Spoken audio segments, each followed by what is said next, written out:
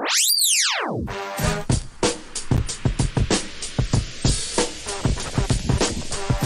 time for the shop report with Barbershop Jay.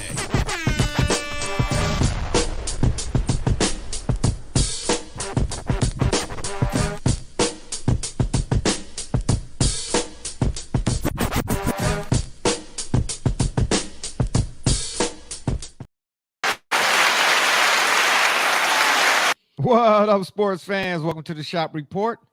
I'm Barbershop Jay. I'll be your host for the day. Here's what's happening. Of course, we want to remind you the Shop Report is brought to you by Rocket Digital Media. It's the one-stop shop for all your digital marketing needs. You can look them up on Facebook at RDM Detroit, 1D, 2E's Detroit, or you can slide on over to the website, rocketdigital.net. That's ROCKIT digital.net.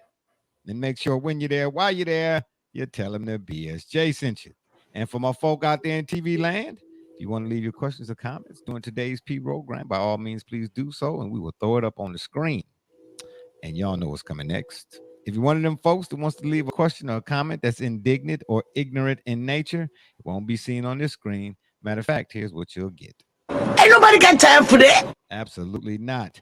With that being said, joining me on the P program today is none other than my cat from across the other side of the pond, Joey James, a.k.a. Double J. There's the intro. I just hit the intro. What are we doing here? Oh, my gosh. Unbelievable StreamYard. Boom. Oh, yeah. Oh, man. Oh, gosh. Yeah, the technical difficulties are absolutely, yes, boo. Yes. Tell the people what you say. Did you know that the national championship team of You talking about the San Francisco Dons? No, No. the Loyola Chicago national championship team was the first to feature multiple African-American starters? No, are you sure about that? Yes. Oh, it's starters. starters. No. It was Texas Western. They did the movie on that, Passing Glory, I believe. Nope. That was the first to, as far as winning the national title, remember? Okay. Well, Texas Western won the national title. Here's where it gets interesting, right? A lot of people try to say Purdue's never won a national title. Technically, they did in 1932. And I say technically, that was John Wooden. He was on the team. Of course. I know about JW, baby. So it in its tournament format, okay, Grace Cap happened later. So that's kind of the knock. And, of course, knocking on wood, we're still hoping that this will be potentially the year. But yes, so that was the, I believe Denzel Valentine's brother is the head coach over there. But that is the, that was the statement of that game. Absolutely interesting. All right. Shout out to that for that. Right quick before we get into today's menu or today's portion of the P program, I could say that fast 2 times. I just want to let people out there know we are doing a special edition of the Shop Report here on this Saturday at 8 p.m. Unfortunately, when we were here Wednesday, we discussed a little bit of NBA trade talk, but had we waited a day, my goodness, I mean, stuff was flying off the shelves. I mean, like we were in a recession again. Oh, are we? Yeah, we are. Anywho, yeah.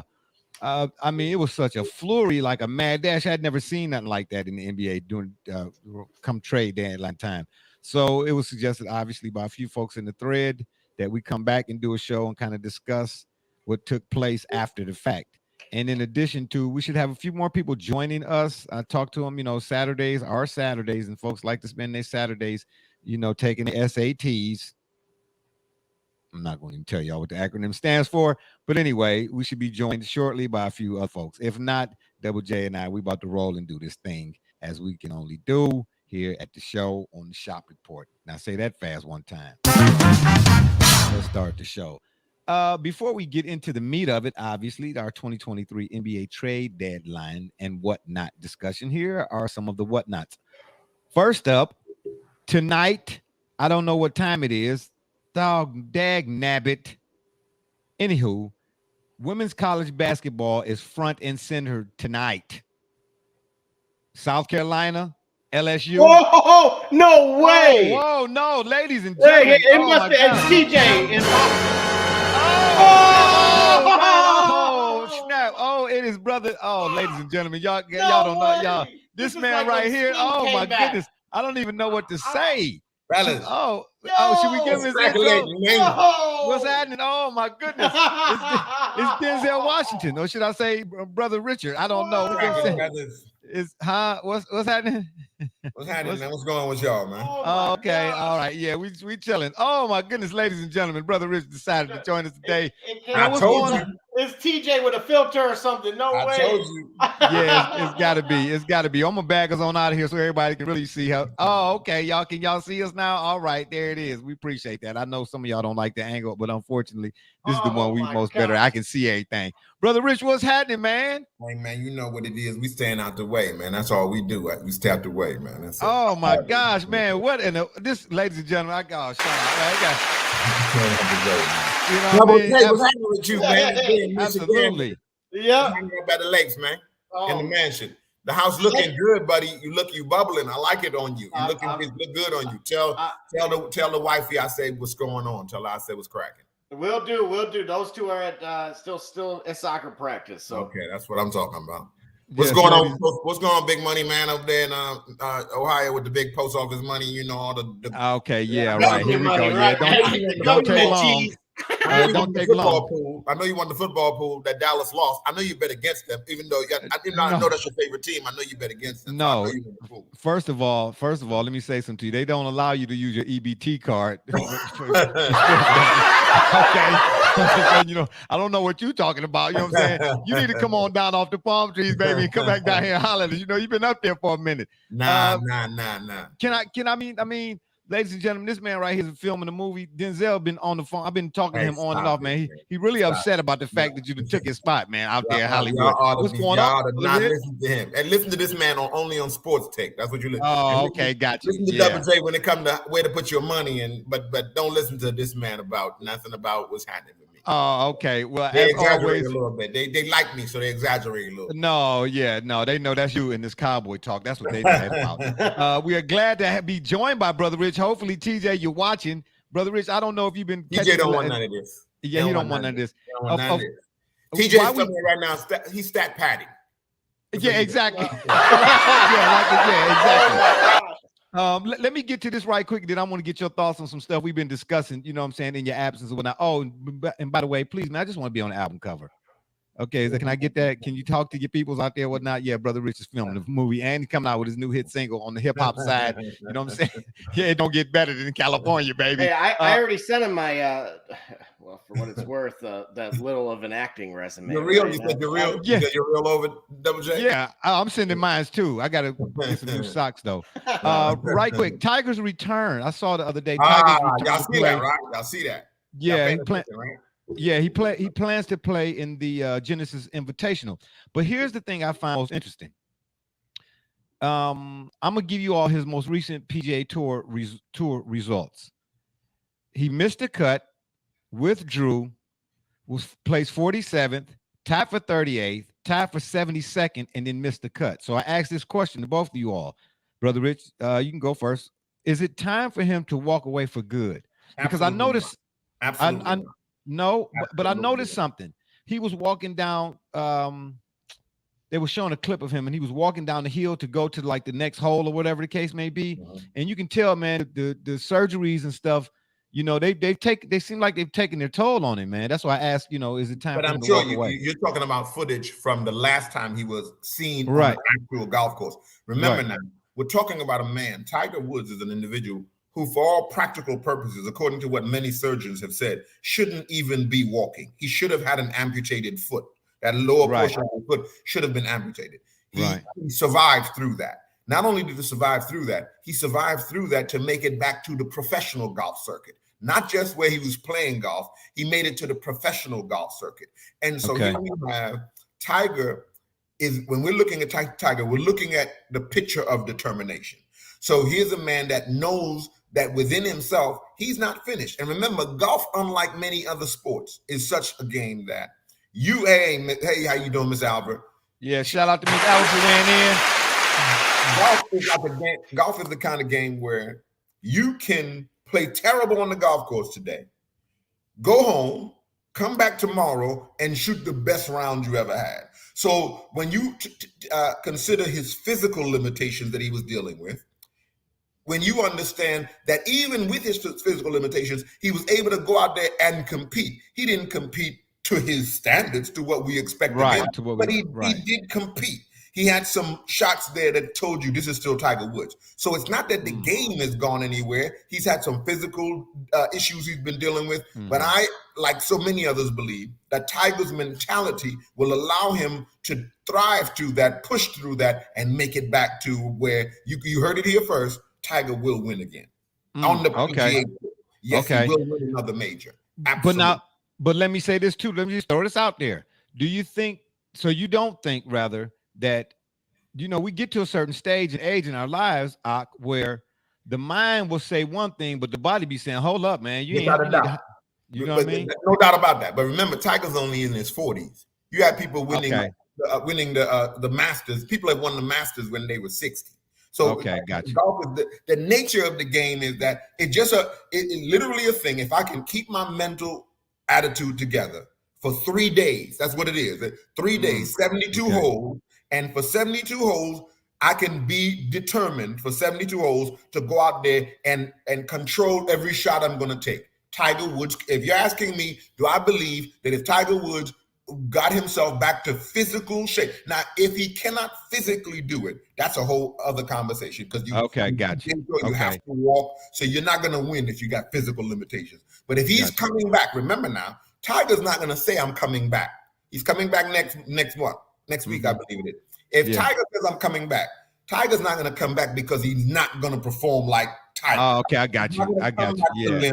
He's not going to come back to be seen like he was the last time, which at his level, who he is, getting a withdrawal on his card is akin to quitting in words. So he doesn't want to come back so he can get another withdrawal. He's coming back because he believes he can compete. And he's also coming back because, again, golf, he's going to come back and knows the courses that the PGA is having their tournaments on this year. And he's already probably picked out several of them that he knows he can have a good shot at. And he always has a shot at the Masters because he loves the course favors him, and he can definitely do something with that. Absolutely.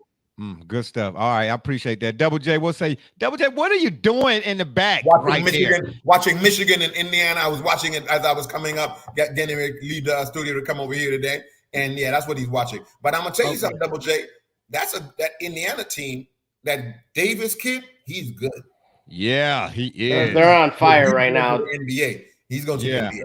Yeah, for sure. And we can ready to get to some of that, brother. We got to get your thoughts on some stuff we've been talking about. But we're gonna keep. Oh, but let me mention again, folks, for the viewers out there, for all my hoop fans and otherwise, casual or not, the women's college basketball is front and center tonight. I forget what time it is. Was it today already? Did they play already? South Carolina and LSU? I was at work, so I don't know. I just know it was supposed to be. No, it's tomorrow. Is it tomorrow or tonight? South Carolina, LSU, the women. It's tonight. It's tonight. Thank you, brother Rich. Double J, you know what I'm saying? This is right here, man. Oh, my gosh. You ain't even drinking, Lucia. It's still in your system. I mean, what's going on here, man? Come on, man. You be Johnny on the spotter. Oh, cut me in and cut it out. Anyway, South Carolina, LSU women. This is a must-see TV. Anywho, the 2023, my bad. 2023 NBA trade deadline talk. Now, we had discussion Wednesday about primarily the 38,000 breaking Kareem's record and the whole nine, brother Rich. Double J, do you got them videos? Well, you told me in the email. I got them. But give me a second. I got them. Okay. All right. Brother Rich, while he, putting together, hitting clickety clack on the computer on his Mac or whatever to get these videos ready. Give us your thoughts right quick on Bron passing Kareem and Laker Nation and how far back Laker Nation go in the history. I'll go ahead. I'll let you take the flow. Well, I'm gonna start like this. I'm gonna be politically correct for a change because I have a tremendous amount of respect for LeBron. You do, As an and it's individual, been that way since I've know known you. I have a tremendous. I love LeBron James. I do. I respect his accomplishments. I respect him as an individual. I respect him as a basketball player. Here's my question here. This is absolutely a phenomenal record. It speaks to his longevity. It speaks to the fact he took his career seriously. It speaks to the fact that he stayed on top of his craft. It speaks to that. My question is only this: how and when ever did the scoring record equate to being the best player that ever lived? Because if that is the case, how is Kareem not? How are we not saying that Kareem was the GOAT before we're now anointing LeBron to be the GOAT? Now, again, I always want to declare my allegiance going into any of these basketball conversations. I want everybody to know I'm a Kobe guy, and I'm unapologetically a Kobe guy. I've been a Kobe guy. I'm gonna be a Kobe guy. So it's not even, we're not even discussing that. We're discussing whether or not Kobe doesn't have the scoring record. So we're not debating that. So we're saying that if the scoring record now becomes the measurement of the greatest basketball player of all time, how is Kareem not the greatest basketball player of all time? And as someone said in a Twitter post, I believe I shared on the thread that we have, why is Karl Malone not in the conversation since he's somewhere up there as well? So is it points? And I'll use my great barber in Cleveland, your cousin and our dear friend, absolutely, Dre Bone.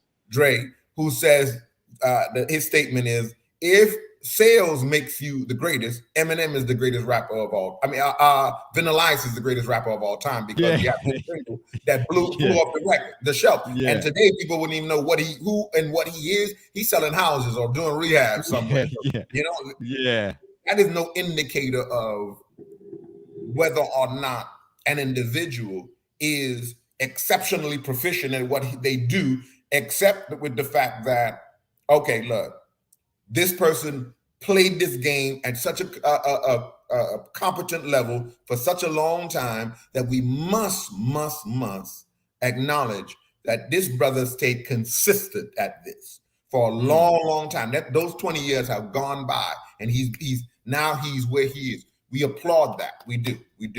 Whether or not renders him the GOAT, I don't know that renders him the GOAT. I don't know that does that. I don't know. Yeah, and that's only my question. But it's the preference of the apologist. You get what I'm trying to tell you? Shout out to Ryan for weighing in. I'm not sure. You said Kareem is just 3 points away from the all-time scoring leader. Do you think he would do it in next game? I don't know who you mean by Kareem. You might want to change that and then come back at us. We'll throw it up on the screen again. But yeah, man. At the end of the day, that was my only question. You know, I get it. I said, listen. Oh, excuse me. Sorry about that. I said, listen, if you want to say LeBron James is the greatest of this era or whatever, okay, I'm fine with that. But to say, and you heard me say before, with as much respect as I got for Jordan, you know, I'm Team Kobe too, though. You get what I mean? I don't even think he'd a GOAT. When you say greatest of all time to somebody like myself, and I'm not saying I'm all that, but somebody who understands that the power of speech and words, it's not I take it literal. You okay? Go to the water cooler if you want manufactured conversation and debate and fantasy and all of that. That's not reality to me. So if you want to say he's the greatest of this generation, all that, fine. I won't argue that.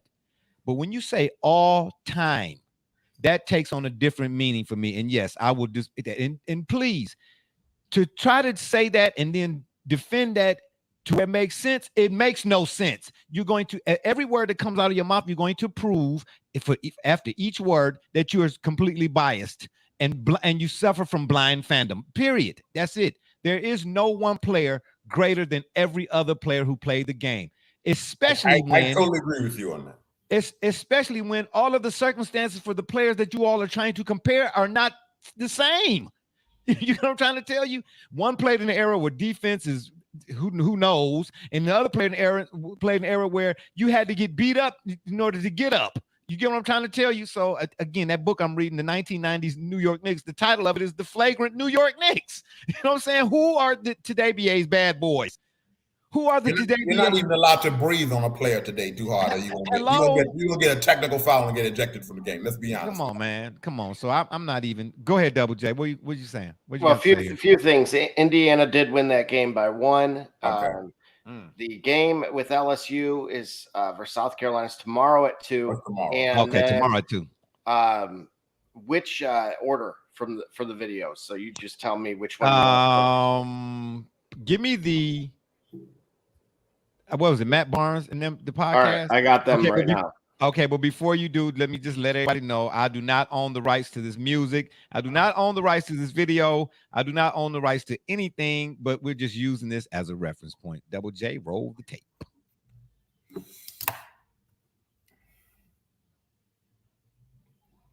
Jordan. Neither one of them. I'm not going to put that. I don't do that era. So you know what I'm saying? But if you want to, as the most dog one and going to take the more serious and he going to win you championships and do things, it's Michael Jordan. You took who? No, you're not. I took Jordan. You took Jordan? I'm never going against Jordan, dog. If Jordan is the best player you played against, is that right?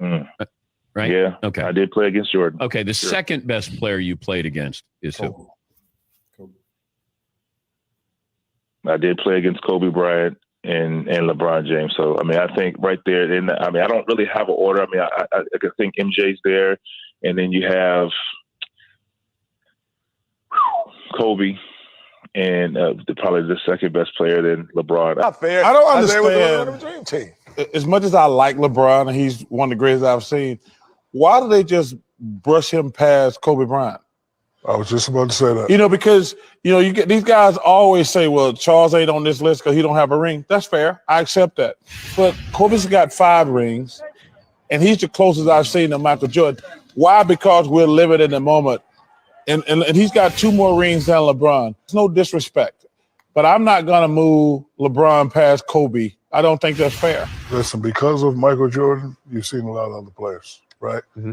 Me, every time I hear these discussions, I always shut people up because what I do, I always give it up to the guys before me, right? Like they say, oh, you this, you that. So no, Wilt was the most dominant. Yeah. Michael Jordan was the greatest player. Magic was the greatest point guard. Charles and Karl Malone, the greatest point guards. That's it. Everybody else, you better Tim Duncan. Everybody else that come afterward. Saying this. That one right there made me the greatest player of all time. For so many reasons. I was super, super ecstatic to win one for Cleveland because of the 52-year drought. Like, I was ecstatic. Like, obviously, I showed that the first wave of emotion was when everyone saw me crying. Like, that was all for 52 years of everything in sports going on in Cleveland. And then after I stopped, I was like, that one right there made you the greatest player of all time. Well, as it turns out, back in 2009, the GOAT, Michael Jordan, was asked by our pal Michael Wilbon about his place on the all-time list of NBA greatness. And here is what MJ had to say. I don't want it in a sense because I think it disrespects Wilt Chamberlain, Jerry West, all the guys that prior to me, I never had a chance to play against. What everybody's saying I am, I never had the chance to compete against other legends that was prior to me. When I hear it, I cringe a little bit because, it's a little bit embarrassing because no one knows. I never had the chance once again to play against those guys. I need one word answer, Chauncey. Greatest of all time. Greatest of all time, Jalen? Airness. Greatest of all time? Unanimous. Okay, thank you very much. That being said, Jalen, I want to start with you. Okay. How do you feel about LeBron saying that about himself? First and foremost, to me, LeBron officially passed Larry Bird and got into the top 5 when he won his final championship. Like, does LeBron have to do something, or can he do something where you would go, now I would look at him as the best player? No, I think he certainly, just off the cuff, he's certainly the top 5 of all time. But playing against him and MJ, I think for me, it's MJ all day long. Meta, you've guarded all the greats, Kobe, Jordan, LeBron. Yes. Who's the toughest player you've ever guarded? And is it LeBron James? Scalabrine by far. Those guys they're tough. Those guys are soft. Jordan is soft. Scalabrine. All right. Now we're answering for real. He just threw out 3 names. Jordan, LeBron, Kobe. Hardest guard. Jordan. Definitely. And let me. What bothered me is when they do talk about it, LeBron is great. First of all, when they talk about comparing him to Mike, I don't understand how they don't have the debate when it comes to Kobe. Like I don't get it. I mean, what you forgot or something? What they forgot? That's what I'm saying. I really think they forgot. Like I really think they forgot the Mamba, man, the certified serial killer, man. You know, I just was curious. Who's your top 5 basketball players? Top 5. Mike, Shaq, Kobe, okay, LeBron. The fifth one is always hard. It could be. I mean, it could be a lot of dudes. LeBron enter the best ever conversation. Double J, you can stop it. Goat. You can stop it. You can stop it. There's no need to go any farther. So I mean, Brother Rich, at the end of the day, help me to understand, man. The conversations being had by the fans of him is it not recency bias? Is it not prisoner of the moment? Well, you know, I think here's the thing. I have a friend that says it to me like this. My boy in North Carolina says it like this. He says, we have to understand media capture here. The media is captured. There is no independent media on any level. And so what we have is a media that says sports media landscape drives a debate surrounding whatever is current, whatever will allow the most trending eyeballs, whatever's trending. And so LeBron is a unique character in a villainous kind of way, in that he has those people that either love him or, as they say, hate him and root against him. So he brings eyeballs to television screens, to computer screens, to watch him every night, whether or not he succeeds or he fails. So it drives both narratives. It drives the narrative of people who believe he's the greatest of all time, and those people who make the argument that no such argument exists, and in fact that there are so many other people that are here that we need to talk about them before we talk about LeBron. So you got to look at that from a media perspective. ESPN don't really care. They're using LeBron. It's about ratings. Fox is using up LeBron. Now you couple that with the fact that it's good for the media landscape to have a Shannon Sharpe, who is a football player, who doesn't really know the technicalities and the in and outs of professional basketball. And let's be honest, this is a friend of an individual who plays in the league, a personal and intimate friend. He's in the inner circle. Now, is he giving us a biased opinion or an unbiased opinion? Yeah. Is he giving us a biased opinion or an unbiased? Stephen A. and all. We know Stephen A. is biased. If you're a black man, he against you. We know that already. If you're a black man. Yeah. We think you're a weedhead, right? I mean, any kind of black Miles Garrett. We know that, right? We know that. And that's him. So we wonder now, what is going on here? Well, what's going on here? It's that LeBron drives the narrative. It's good to have him in the conversation. But here's what I will tell you. And I'll say this, and I'll acquiesce to the point. I will tell you that in a month from now, nobody will be talking about the scoring record. No one. Yeah, exactly. Shout out to my man D-Runk right quick. Y'all live on Saturday with D-Rich. Show enough D-Runk. Come on, barbershop. I didn't get a one. I'm already 5 drinks in. No, D-Runk. Yeah, and I don't know this guy, but he up in the Louis. But you know how they get down in the Louis. Louis, you know what I'm saying? They rep well all across country. They do it. Yeah, they do.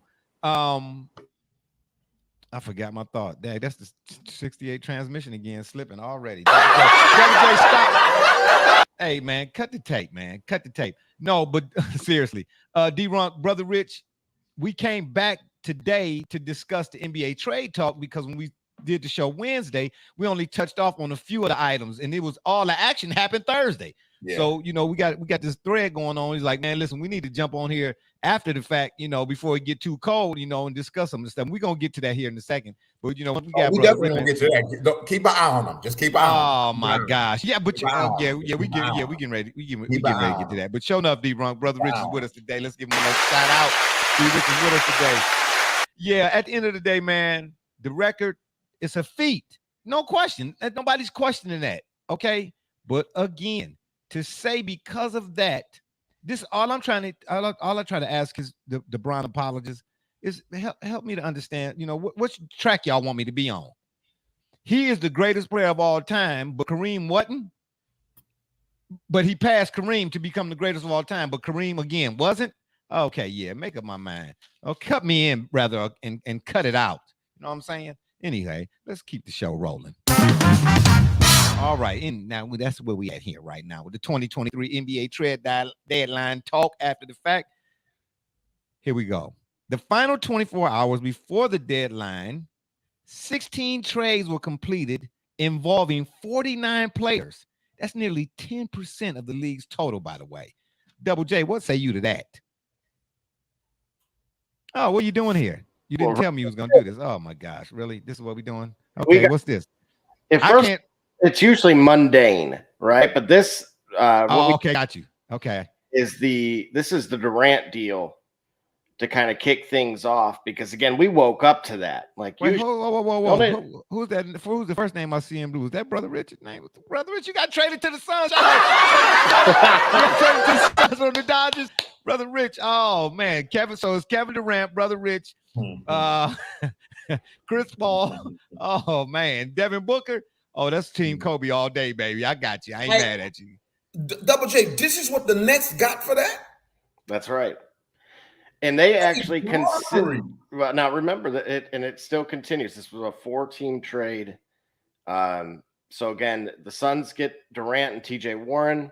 The Nets, of course, get Bridges and Cam Johnson, and then a number of picks from a combination of both Phoenix and Milwaukee. The Bucks had Jay Crowder and his couch because, again, that's where he had been for the last 3 months. Mm-hmm. And then, of course, the Pacers rounded out with George Hill, Serge Ibaka, and then 3 second-round picks from Milwaukee, and then cash considerations from Brooklyn. Okay, and while we here, speaking of Milwaukee, rather, the Jay Crowder thing, Brother Rich, you like that? You like Jay Crowder going to the Bucks? He wasn't doing nothing in Phoenix. I like that for them. I like it. They need some muscle on the inside. Yeah. What about you, Double J? You like that? Yeah, and that was the idea that getting rid of having Ibaka move for somebody younger that still can certainly secure rebounds and box out, just make things easier.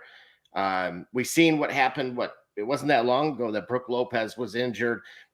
They've gone through some, not so much attrition, but just they've had, some time without a lot of their key pieces. And I think that learning experience really exposed what they need most or what they may have been lacking most.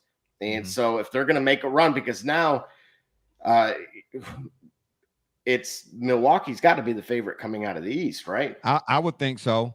D-Runk said again, I just watched the Nets start Mikal Bridges, Cam Johnson, and Dorian Finney-Smith. I have no idea what they're doing. They don't either. Well, now wait a minute. Who's my guy on the Nets that he's been on a tear with? Like he put up like 50 points, but they're not going to go anywhere. And that franchise, they're about to have 2 terrible franchises in New York. I don't know, but see, that's what we come to that too. You don't think the Knicks? No, they're going to be better than the Nets. Now they're trending upwards. Here's the problem with the Knicks. The problem with the Knicks is they're putting together, believe it or not, a good team, but the owner has to stay out of it because they're going to have the problem now that the Nets are going to have. The Nets have a problem now with their owner. The players are not going to want to play for their owner now. When Kevin Durant and Kyrie get out of there, and what they're putting out now about that franchise and that ownership, that leadership over there, that's going to be a problem for them. It is. So is it a New York thing because nobody really wants to play for the Dolans either? No, it's the ownership thing. They wanted to play. Okay. They want to play in New York. That's why they thought they could play there. Right. Okay, I got you. Owners in those. If Mark Cuban owned the New York Knicks, everybody would be playing for them. Everyone. If Cuban owned the New York Knicks, everyone would want to go to New York. Everyone. Yeah. D-Ronk said again, Crowder is the Bucks' new PJ Tucker. Yeah. Yep, with better offense. Good point. With better offense. Yeah. D-Ronk said, you talking about Cam Johnson, Double J. He said no homo in an interview and got fined $40K. He back on the bench. Oh, yeah, whoa. I didn't even see it. Yeah, I didn't even see it. Did you? He was on fire when you thought they were completely dead in the water. And they had every reason to be, right? Ben Simmons is looking like he's in a GQ, photo shoot on the bench. And oh, yeah, he done. Then Ben Simmons is done. The other two, Durant's not there. And, of course, at this point, Kyrie had already been shipped off. So you think, oh, man, this should be, easy wins for whoever the opponent is. Oh, and he said not Cam Johnson, but his name is Cam, though. I think Cam Smith. Okay, so it's not Cam Johnson. Okay. Well, the guy I'm referring to, he went off on multiple games. He was on 40 points plus every game pretty much since those guys have been dealt. Okay, so okay, let's slide over to the left a little bit. Kevin Durant to the Suns. What you think, bro, Rich? Because these are some of the more notable moves. Some of the less than Double J will fill us in. I still don't think that does it for them. No, I do not. Okay, so wait a minute now. Just think about it. You still got Ayton, right? Yeah. You got CP3. Mm-hmm. You got D-Book. Mm-hmm. You got Kevin Durant. Mm-hmm. But Mikal Bridges is gone. He probably was like the nuts and bolts of that squad. I heard everything Did you the said. dirty work. I heard everything you said with one problem. What? I didn't hear any leader. Because typically. You don't think CP3 is? No. This is what I'm telling you. Okay. Typically, he would be the leader. Okay. But let's be quite honest. What we've seen now, let me be clear on this. I like Chris Paul. I do too. Dude. He's a good dude, a really good person, and a good individual, a good man. He is. He's a really good dude. Right? Having said that, this ain't personal. This is in terms of what we've seen. Is he going to be able to play like Chris Paul in the playoffs? Because that's when we need him, not to be run over by the opposing guard. Yeah, not to blow a 3-1 lead. That's what we're talking about, right? Yeah, that's what we're talking about. When the game, when you're playing in the Western Conference and you're playing against some of these, now here you're talking about you got to play against the Golden State Warriors, and you got to stay on Steph Curry. Depending on who signs a guard like Patrick Beverly, depending on somebody picks him up, and he has to go against a guard of a Patrick Beverly type who annoys you and irritates you all night, that frustrates a player at Chris Paul, who has a beautiful, brilliant basketball mind, but diminishing physical limitations. You talked about this earlier when you talked about how as we age, our physical limitations start to become more of a reality. More prevalent or pronounced. So this is what we're talking about. Chris Paul, we know he's there now. So if you tell me that you pair the same squad with Chris Paul of the Clippers or New Orleans, I say championship. There's nothing stopping. I got you. But here's my question now. Who is the leader? Ayton is not a leader. Book is not a leader. Shout out to D Gully. D Gully from the CLM Bus. I'm glad you could join us, baby. What it do? Hey, man. How you guys doing, bro? I'm great. What's going on over there in Buffalo? B Rich joined us, D Gully. I thought it was Cincinnati first, then it was Buffalo. Hey, man, I'm glad to see you, brother Rich. I heard you doing really big things, man. And I'm trying to stay out the way, man. That's all I'm saying. Man, but listen. Barbershop, he got a platform for us. Double J is there, man. But it just seemed like Voltron is most complete when you're there, bro. You know what I mean? That's real, Gully. Tell him about it. And don't forget, he still is the director and owner and CEO of the Rented Mule Riders Association. We're not going to hear that out, okay? D-Ronk weighing in again. He said Chris Paul is more fried than 2014 D Wade. He's the problem on the Suns, and the problem is still there. Shout out to man. And then he said he agreed with Bro Rich. D-Run be coming with some fire, man. That's why I'm saying. You might have to get him a microphone. Hang on a and second. Set him up. It's his own podcast. Hey, real quick, man, can you fill me in? Because I just got, man, we at the station in Columbus, you know. I got my niece here for the weekend. She feeling kind of ill, so I was a little tardy. That's all good. Brother Richard, man, if you could, man, just remind me back, man, bring me up to speed on what your point you was making. I'm saying that in terms of Chris Paul, we talking about the Suns. Durant talking going about to the Suns. addition of Kevin Durant. Does that guarantee that they are a contender in that sense? And my contention is no, it does not, because of the people he mentioned, the 4 players he mentioned who formed the leadership of that team, I'm wondering who's the leader. And of course, he pointed out Chris Paul would be the natural leader. And I said, yes, given that if you're talking about Chris Paul of yesteryear, he's the natural leader. But with his diminished skill set, yes, he still has the mind.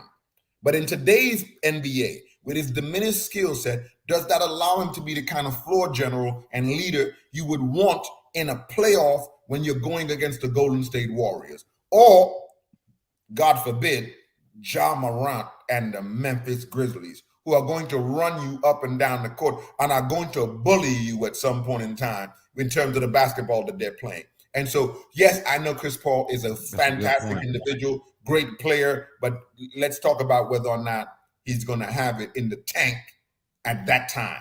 Yeah, that's an excellent point. And D-Ronk weighing in again, he said if Chris Paul was Chris Paul, they wouldn't have needed Durant. I disagree. I'm going to disagree. Okay, well then do tell. This is the man that didn't like that we found out had an issue with Isaiah Thomas. So let him go ahead. Oh yeah, please. Yeah. Mm-hmm. And Rasheed Wallace. Yeah. Right. But he's been living in Detroit since I was 5. Yeah. And he's 33, people. But go ahead. Don't cry now. Right away. This team with that same Chris Paul has already made it to the NBA Finals. That he wasn't able to get over the hump. What's in the cup? What's in the cup tonight, Double J? What's in the cup? I know something was in. Oh yeah. Okay. Oh yeah. He's got the big bottle out tonight, baby. Yeah. Okay. Nevertheless, here you just added a 7-foot killer with the dog in him that has gotten a ring. We've seen him go head to head and be willing, but who's also getting older and has been victimized by non-contact injuries. But go ahead. Well, that's right. When it was all on him, right? Because he was the one, if you go look at all of those Brooklyn games when Harden missed time and Kyrie was in Canada, he was there. And so, now he's at his age, as you're pointing out, he has an ailment for once. But again, he had the Achilles too, didn't he? But again, that Warriors team, but they weren't the same. They were injured too. He had been carrying the entire team. So yeah, you may pop a tire when you have all that dead weight back there. Well, you say it like this is a walk in the park or something. Trust me, I blow 2 tires, buddy. Took me 5.5 years just to walk again straight, heel to toe. This is where the case could be made. This is the most talented team that Kevin Durant's ever been on. Oh, wow. Gully, what say you to that? Double J jumping out the tree again at 50,000 feet with no parachute. Very high. Yeah, that Lucian must be good. I don't know what your wife put in that cup. I don't know what she put in that cup. Pagey Mrs. Alva. Hold on. The most talented team? That's what he said. You heard me. The most talented team. What's wrong with Double J's statement? What do you mean? What's wrong? I love it. Yeah. Listen, hold on. We're talking about the most talented team. All right, let me ask you this: what makes Draymond Green special? That he's the Dennis Rodman. He's a junkyard dog. Yeah, he's like a junkyard dog. He's the 5-tool guy of the modern day NBA that puts in dirty work. Okay. So he's more talented. He's more talented than Kevin Durant at the post. No, absolutely not. All right. Wait. Let me finish. Did you really just say that? Did you really just say that? You really thought anybody in here would think that? But Kevin Durant is not going to be playing in the post. Draymond Green played the 5 anyway, for the most part. Okay, so where you going to put Durant if Ayton is on the floor with Booker and Paul? at the 4 or the 5. Okay. No, you're not putting him at the 5 if Ayton is on the floor. Or Ayton is the 5. offensively, You'll put him yeah, at the you 4. are. Okay, so you can put him at the 4 or the 3 or the 5. The point is, talented wise, yes, because then you've got versatility at 2, 3, and 4 to play. They can play. Durant can play a 4 or 5 offensively, and he can shoot from anywhere. So can Booker, right? Chris Paul can just shoot from anywhere. On that Booker thing. Have you seen not Booker? Have you seen Ayton be the consistent big man that we thought he was going to be since he's been in the NBA? Is that what you're telling us? Oh, okay. Thank you. I don't have to. Is Ayton the same player who does not want to be in Phoenix, has a problem with his coach, and is frustrated with how he's being used in the lineup? Is this the same Ayton you're talking about that you're relying on? But Brother Rich, I think to his point, I think what he's Gully, are you driving at you just saying from a talent standpoint? Yeah, talent time out. Hang on, bro, Rich. Hold on. Let me read this comment. Let me read this comment. If that's a miserable DeAndre Ayton, what's a happy one? That's incredible. Okay, but somewhere other than Phoenix. Yes. D-Runk said, yeah, you got KD, but you also gave up Mikal Bridges and Cam Johnson, 2 of the best 3D players in the league. I believe on that too. He weighed in again. He said, I usually rock with Double J, but he's drinking that Lucia today. You know? Listen, they know about the Lucia all the way in Missouri. You gonna put a patent on it? You know what? That 3 and D, I heard that with like these whiny Pistons fans crying about Sadiq Bey. You know, he stopped hitting the 3 and he can't play any D. And when it comes to the playoffs, the Bridges and Johnson, you know, were the bridge was falling down. You know, unfortunately. So it was time to make a move for someone that can play again in a positionless era. He is the personification of that. But everybody and keeps it's a saying matchup nightmare. Because guess what? You're going to have to put Giannis on him. How? Okay, but let me ask. Devin Booker can no longer be double teamed, which we know he thrives when he's not. Not in practice. But I'm gonna say, not in open runs. Hey man, we don't do double teams here, man. We don't do double teams. But he sit down. Y'all gotta show me that any one of these people on Phoenix have lived up to what we thought what we thought they were gonna be and should be. I like Book. He's a Kobe disciple. But come on now, let's be honest. He don't have that part of the trigger where he can just pull it at any time. He's got a very nice game. No doubt about that. Yep. However, we know that, again, we saw it in his practice tape. He gets frustrated when you play him a certain kind of way. He doesn't really like all that up tough defense. He don't like you all that. He doesn't like that. But guess what, though? While we talking about my man Kobe, rest him on up 2 times. KB great, 24-8. Them battles between him and Tony Allen. He said, when I got done, he said, I'm going to be scratched up, banged up. Tony Allen said, yeah, I'm going to get in. He said, man, and Kobe said, keep coming. Keep coming. He ain't saying nothing about we don't do double teams in practice, open run. Man, miss me, man, cut me in and cut it out. Cut me in and cut it out. I'm trying to understand how Gully and Double J are trying to make the argument that when you line up the Golden State Warriors that this man played on, that they were not a more talented team top to bottom. Here's a team that was bringing off players like Andre Iguodala. I mean, we could run. He's still there. But again, we're talking about talent-wise. We're comparing the squads. Y'all are telling us that the Phoenix team is the most talented team that Kevin Durant has ever been on, and you're looking at what I mean, think about the bench. Who was the center? That if there were one true weakness. Okay, that might be the one. That's the one area that you could argue against, but nobody else. I don't agree with that. I don't agree. Triple single himself. I don't agree with that, man. One at a time. I don't agree with that. They have a center. They did have a center. Draymond Green was the center. No. Okay. Come on. No. Listen. Here's the thing. We're not. The question is, they had 5 basketball players out there, right? Yeah. Somebody was playing center. Who was the person that they say, this is the person that we're going to call the center?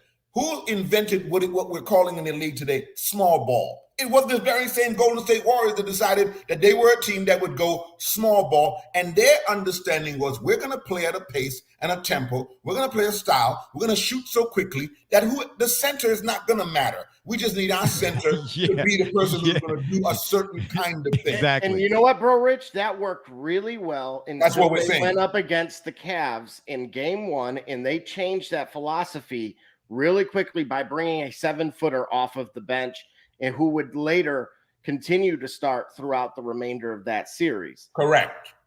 But listen, the Golden State Warriors are the one team who really don't even really need a center. To tell you the truth, they need a big man. Listen, think about that's the one spot that they really ain't had a guy. Well, hang on that's a second. headlines. And No Phoenix player is gonna touch Klay Thompson. We talking about a healthy Klay Thompson. Man, Klay Thompson will shoot the lights out, man. Dev get his shots up. I ain't saying that, but to Brother Rich's point, it's about the fortitude, man. We've seen what the Warriors do. Gully, you know my line. Brother Rich, you know my line too. And Double J, you do too. Signature players make signature plays in a signature game's most signature moments. How many times has Chris Paul been on a team that had signature moments and he did not show up signature versus the Golden State Warriors? Well, hang on a second. When was he ever in a similar circumstance? Even in his when he was with the Clippers, he blew a 3-1. He had a 3-1 lead. Come on, man. Gully, Is Blake Griffin a Hall of Famer? Is Blake Griffin a Hall of Famer? What that got to do with the price of rice in Cleveland? We're talking about the Cavs stunk on ice. Gully, who? Nah, really. But I'm so glad you said that though, because one of the moves that were made in this trade deadline is in serious jeopardy, and I also believe that it will work because I'm of with the you, point D-Ron. that you just made. Suns messed up by keeping DeAndre Ayton over I Mikal told Bridges. y'all KD that with an DeAndre offensive Ayton center. is not going to work. KD with an offensive center doesn't make sense. It's Thank not you. going to work. I'm telling you, on Thank DeAndre you. Ayton is not going to work in that lineup. It's not a good move. It's not going to work. Double J. Watch DeAndre Ayton play. He's slow when he's a traditional center. He's not, and then he's not happy. And He's listen, an what do NBA you mean he just got paid? That don't mean that. That's going to do it He's averaging, I think it's 18 and 10. He's a solid center, man. But if you watch him, his hands are suspect. When you have to throw the ball to him in a certain position, otherwise he fumbles the catch. And they used to say that about Patrick Ewing because of Patrick Ewing's small hands. Ayton's hands are not small. You have to put the ball in a certain spot for Ayton to be able to really finish, to tell you the truth. And then there are times when he right at the rim, he'll lay the ball over the top instead of dunking. Oh, here we go. Here we go. What happened there? Wait a minute. Hold on. That's Gully. No, that's Gully. He on camera now. Okay. Yeah. Wow. I thought that was TJ Wayne going to slide up in here. Woo. Boy, TJ, he was about to get it. I thought that was him. I really thought that was him. But yeah, man, at the end of the day, we'll see. We'll see. But I don't think the Suns, on paper, they may look like, and I get what you all's point. You know, the Suns are out west. Huh? Who's the what? Who looks better out west right now? The Nuggets right now. Okay, the Denver Nuggets. Okay. Yeah, the Nuggets. What? No, Brother Rich, we about to come to that. I'm mad at them. Why did they get rid of John Wall? Okay, well then go ahead, because that was what I was going next. It's not working out. It's not working out. And Reggie Jackson. Wait, hang on. That's the next Reggie trade. Jackson was not consistent. There we go. The language on Reggie Jackson is they're saying he was not consistent. He never got to be as consistent as Ty Lue was trying to get him to be.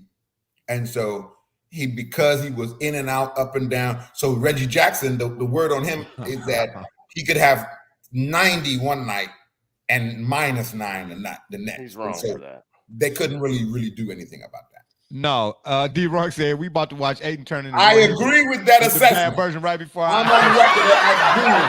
I agree with that. Y'all out here trying to make DeAndre Ayton like he's that guy. I'm saying, are y'all watching how he is when just like the Barber Bishop is saying? Watch the man when he get the ball. There's an uncertainty there. There is. So wait a minute. I'll take Chet right now. Give me Chet Holmgren. Chet. Yes. Give me Chet? first step Chet. Oh, my yeah. God. Give me Now first you're step Chet smoking. right Now now. you're smoking. Now I'm just. I'm gonna tell you what. I'm gonna tell you what. I'm gonna tell you your man on ESPN. Hey, the fumes from that Buick he's talking about here. Stay off. Yeah. Stay off. Stay off. Yeah.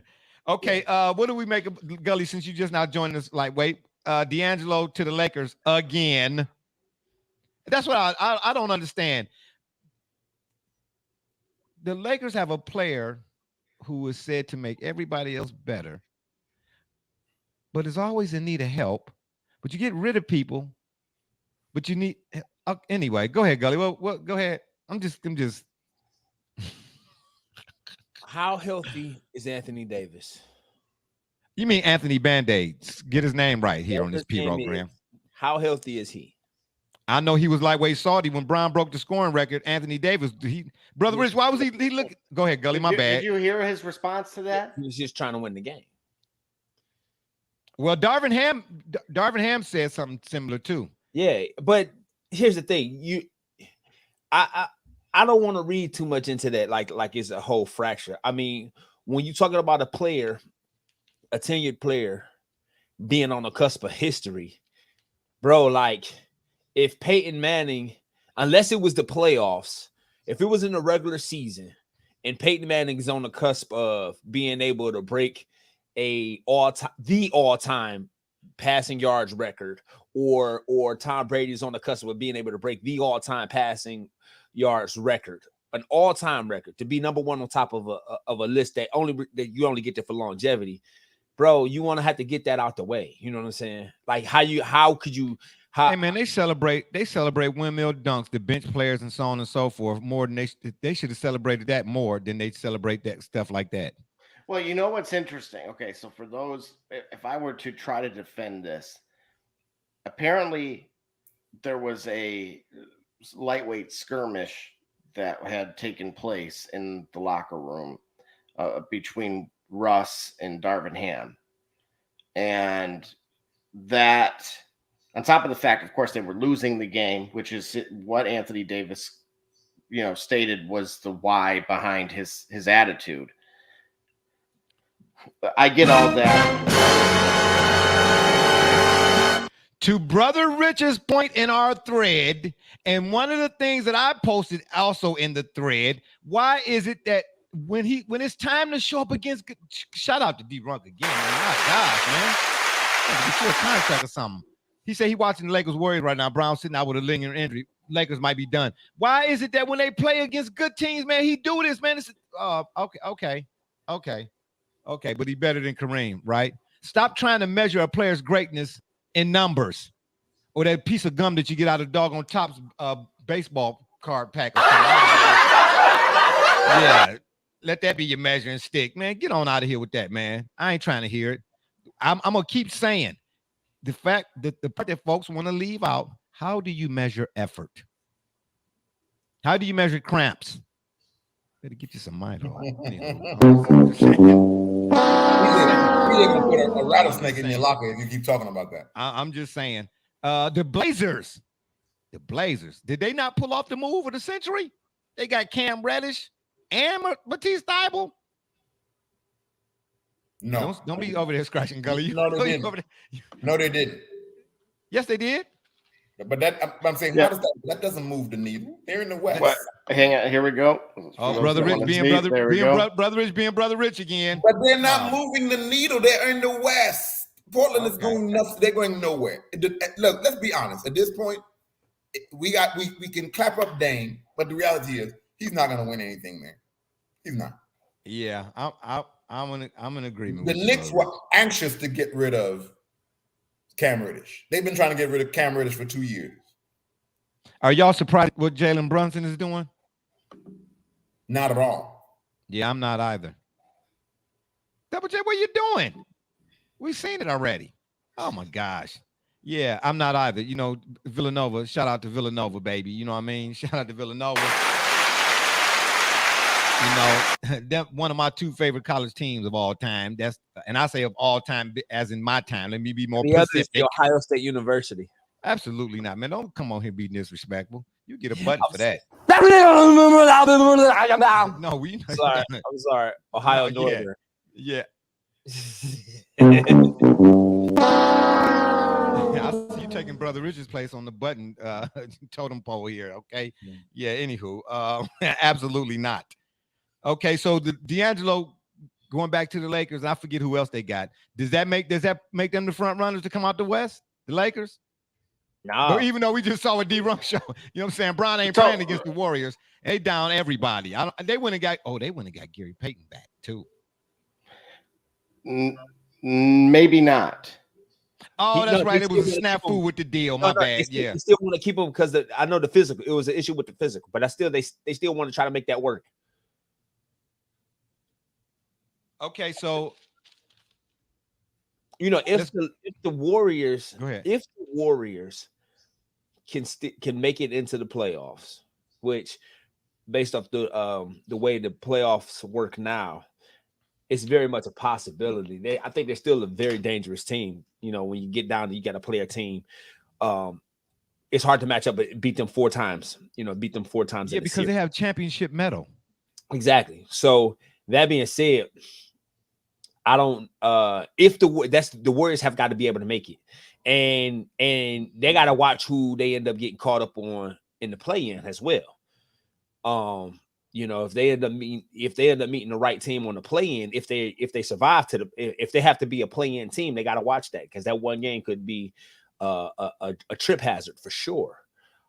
I still think the Warriors, assuming they make the playoffs, are probably still the team to beat because of that continuity, because of that championship medal, because all they really want to do is be able to make the playoffs. I still think the Phoenix Suns, talent-wise, are going to be a problem. They're definitely a disruptor. I'll pose a question to you, Barbershop, and you, Brother Rich. What team in the West can beat them in a 7-game series? Beat who? Who you beat? The Suns. The Los Angeles Clippers can beat anybody in the West. Anybody. Okay. Well, the Los Angeles Clippers have been the best team to not win. Please give me a dump button. The Los Angeles Clippers have been the best team to not win for 4 seasons now. I'm sorry. Hold on. Let me wait. 4. All right, Brother Rich, we got to figure this out, because my favorite player is on that squad, and I'm so disenchanted with him. Yeah, mine too. I got to be straight. Kawhi, my favorite player too, and I'm disappointed. Well, PG is mine, and I'm disappointed. Nevertheless, yeah, they only got to put it together for one run. And so here's the thing: when you're talking about injury, the modern NBA is what we're dealing with. Injuries, load management, player movement, the sensitivity of today's athletes affect. Oh, you need to say that more than once. Oh yeah, well, no doubt about it. The sensitivity of today's athletes has affected teams like the Los Angeles Clippers. It affects teams like the Philadelphia 76ers. It affects teams like the Los Angeles Lakers. And when you talked on the Lakers earlier, let me ask you a question. Okay. Let me read the comment right. Even though everybody can see, let me read the comment right quick.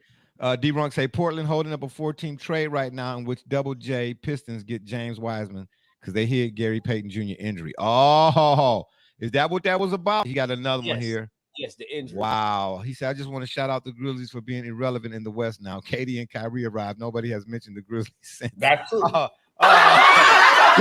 hang on. So to the first point, again, you guys. Let Brother Rich finish his thought. And then, let him go ahead. Let him go ahead. Okay, go ahead, Double J. Go ahead. So to your point a little earlier about the Warriors and how they do not need based on the style of play, a traditional big. That is why I believe, assuming that this trade remains intact, that Wiseman going to the Pistons actually will work, despite 98% of the dysfunctional fan base hating the move. I actually am part of that very limited percentage that loves it, because I think it was a square peg going into a circle. You're talking about a number 1 pick. Wait. You like the move? Is this before or after the Lucia? Before and after. Oh my gosh! Oh, this man is. Does Wiseman want to come to Detroit? You know what? Initially, my thought would have been no, but how could you say no when your team has all but banished you and sent you to Santa Fe, for the G League? You had to have fallen out of favor to some degree. It sounds eerily familiar with a former number 2 pick that is on the current roster, albeit he's injured right now. He broke his hand in Marvin Bagley. He has been nothing but in high spirits. I've talked to him. He loves the fact that he's here now. The fan base again has rallied around him. Bagley? Yeah. Okay. He's been much improved from since he left Sacramento. So sometimes a change of scenery and of course naturally style of play and philosophy absolutely helps. But you're talking about the potential if when you go into next year's roster of Victor Wembanyama, James Wiseman, Marvin Bagley, Cade Cunningham, Jaden Ivey, that starts sounding a whole lot better than with when you can interchange those two or let a rookie kind of learn off of the potentially coming off of the bench or throughout summer league, etc. So again, it's a project. We'll see, but I love the move. Okay. Let me ask y'all something again right quick about the Nets. The moves that they made, obviously Kyrie gone, KD gone. Was that addition by subtraction? Anybody can answer, but one at a time. Yes. Okay, and why? Because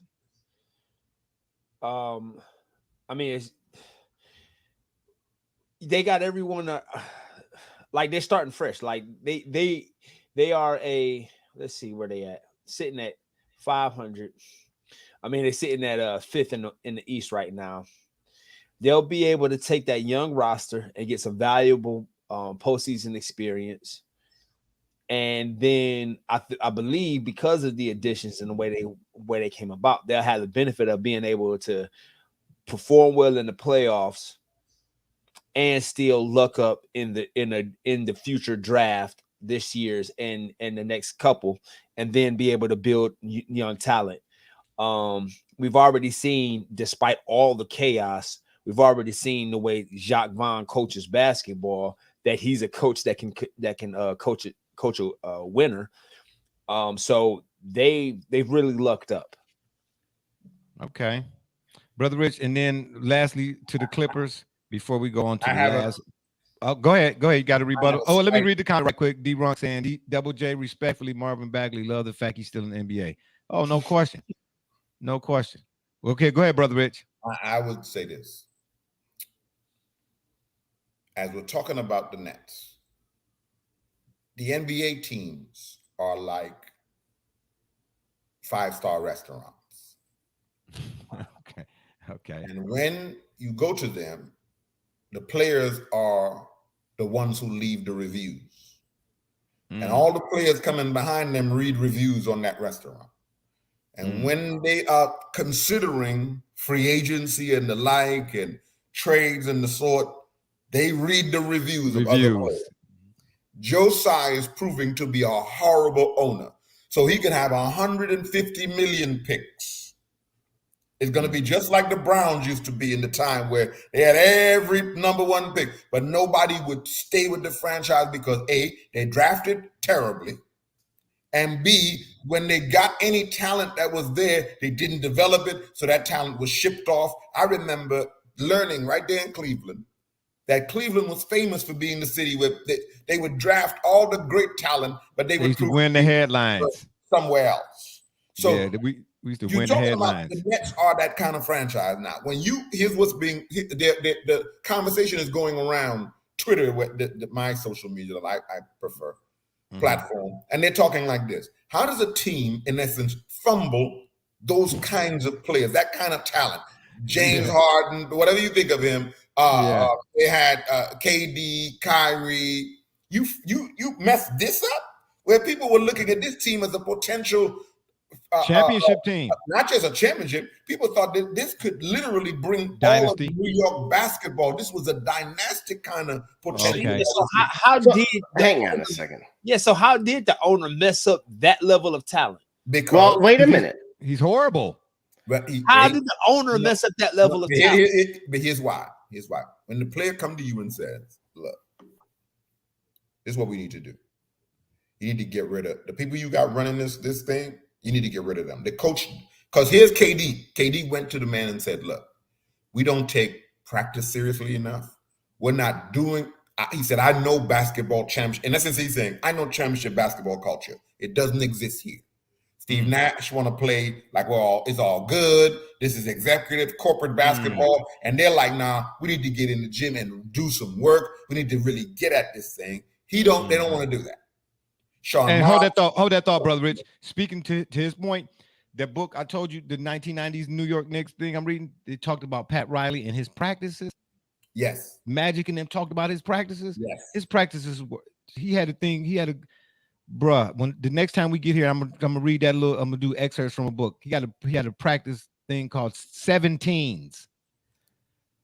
The boys of Dunbar, that high school squad that was coached by Bob Wade, who former Baltimore Colt, great.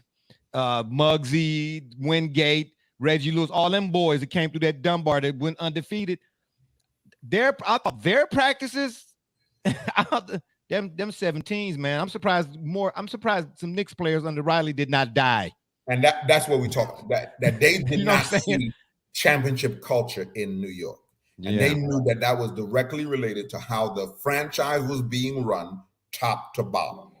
Then remember now, Josiah has other issues in that players, he criticized Kyrie. He was very critical of Kyrie. Yes. All the while, he does business with China. He works with the group that's against the Uyghurs. Yeah.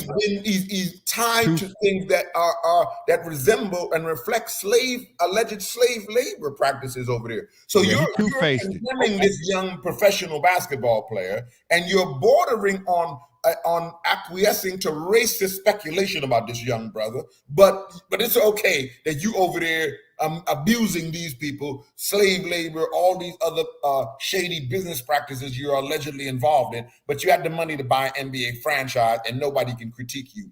And then you appoint your boy, Sean Marks, to run the franchise, he's worse. who is not talented. These are young professional corporate guys who do their friends a favor and give them a job. So these are the kinds of things. Now, here's the thing. Are these NBA players prima donnas? Absolutely. But I told Barbershop this many years ago when I was still living in Cleveland. You cannot blame these players when the league encourages this prima donna foolishness. The modern NBA prefers prima donna players. They prefer this foolishness that we don't take it seriously and we all friends and it's all good and they prefer that. Yeah. So let me say this. Let me get to this comment right quick. Let me get to this comment. D-Runk said again, the team who made out the best is Houston Rockets. They own all of the Nets picks through 2026. Yeah, I can believe that. Yeah, go ahead, Double J. What were you going to say? It shouldn't have been a surprise because we've seen this before with the very same franchise. Yeah. Oh, yeah. Well, you talking about Prokhorov? I'm not Prokhorov. Was it Prokhorov? Who owned? You talking about the guy who owned the Nets before? Yeah, Prokhorov. Yeah. Yeah, Prokhorov. Well, what I'm saying is they had a big three and they fumbled it. Joe Johnson. Well, bro. You talking about Paul Pierce, Joe Johnson? Big senior three? Mm-hmm. Yeah. Bro. Yeah, what that you was say, a Gully? fumble upon completion. That was listen, that t-shirt or that jersey day let you know that was a failure. Well, that's my point. In fact, this group, Gully, what did trying, you like you said, trying to win the headline. And then look at his face. Right? Look at his face after he said it. Like, yeah, like his back hurt. Oh, excuse me. Sorry, folks. Anywho, So go ahead, these guys don't know what they're doing.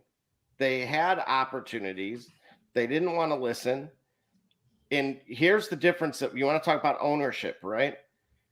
The gentleman who owns United Wholesale Mortgage, who just bought the Phoenix Suns, immediately told them to go get him the moment Kyrie was dealt.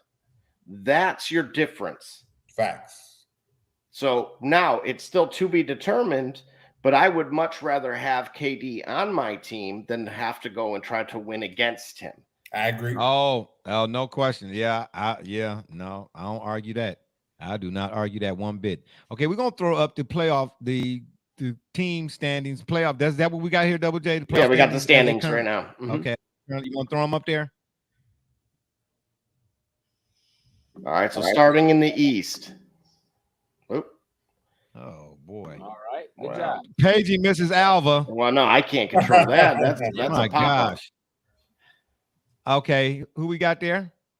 So it's Boston, Milwaukee a game back, Philly 4 games back, Cleveland 5 games back. Yeah. Brooklyn Well, currently. let's just go off this. Let's just go off the seedings as they currently stand. Right now, I want anybody can go first here. On a scale of 1 to 10, Celtics have blank, blank, blank, fill in the blank, chance of winning the title this year. The title or just getting out the East? No, I'm saying right. I'm talking about winning both. Okay, we can add both. On a scale of 1 to 10, they got a Celtics 50-50 chance to get out the East, and they got a 60% chance to win the title. The Celtics, I don't see them as no title people, and I'm sorry. What about and the Bucks? But you said 60 though, Brother Rich. Them no numbers, I would say make it more likely, considering how everything shake down. Yeah, and you know the only reason I'm saying that, the only reason I gave them that percentage, because they can win the title depending on who they face. That's why I'm putting it like because depending on who they face. Because if they face the right team in the West, if they get the right matchup coming out the West, they can do something. But they get the Houston Rockets, they're gonna get pummeled. Yeah. What about the Milwaukee Bucks? They better. They have a better chance of winning. You think they're about a 7? Without a doubt. Than Boston. What about Philly? Nothing. Why not? Is James Harden still on the team? Yeah. Let's move along. What you said, Brother Rich, was already understood. Hey, did you see how he went from like serious percentages to just the anchor drop? You know? Yeah. That's why I asked, man. I was like, dang, like, bro, like, why not? Like, all right. Are the Cavs? How the song go? All we are saying is a chance. Are the Cavs at 4 more intriguing than most might think? Yes, absolutely. Absolutely. Disrupt, absolutely. That's a bad young squad. I happened to see y'all the other night when at the Pelicans. We was at they were playing somewhere, and we were watching and said, "Man, this is a nice young squad y'all got out there." Yeah. Donovan Mitchell, man. Oh, and right quick, I was watching that game as well, and I was all for it when we first got him. But I think they might, and I know the deadline then came and went, but I think you can still make some sort of moves after the fact, right? Waiver wire. Okay. Well, Karis LeVert, you on watch. There were 2 straight possessions. Karis was handling the ball in the half court set. Jared Allen was right in front of the rim. I'm talking about 2 consecutive possessions. And he kicks it. He looks for Dean Wade for a 3. Say that fast 2 times. I'll tell you right now. Hold on. Thanks to Mr. Bickerstaff, the next 2 or 3 possessions after that, the ball was in Donovan's hands. And what did he do? Gave it to Jared Allen right underneath the rim. Come on, man. Everybody's playing to this analytics. To your point, Gully, about everybody trying to reach that number. Let's say the number to get is 115 a game. Yeah. They figuring that no, regardless of how the game should be played, we're gonna shoot 3 so we can hurry up and get that 115. Yeah. Don't be always in a hurry, okay? You know, some of y'all seen the movie Colors, right? You don't walk down and Ice-T. I mean, you don't run down and get. Oh, you walk down. Okay, anyway, I'm just saying. Down here.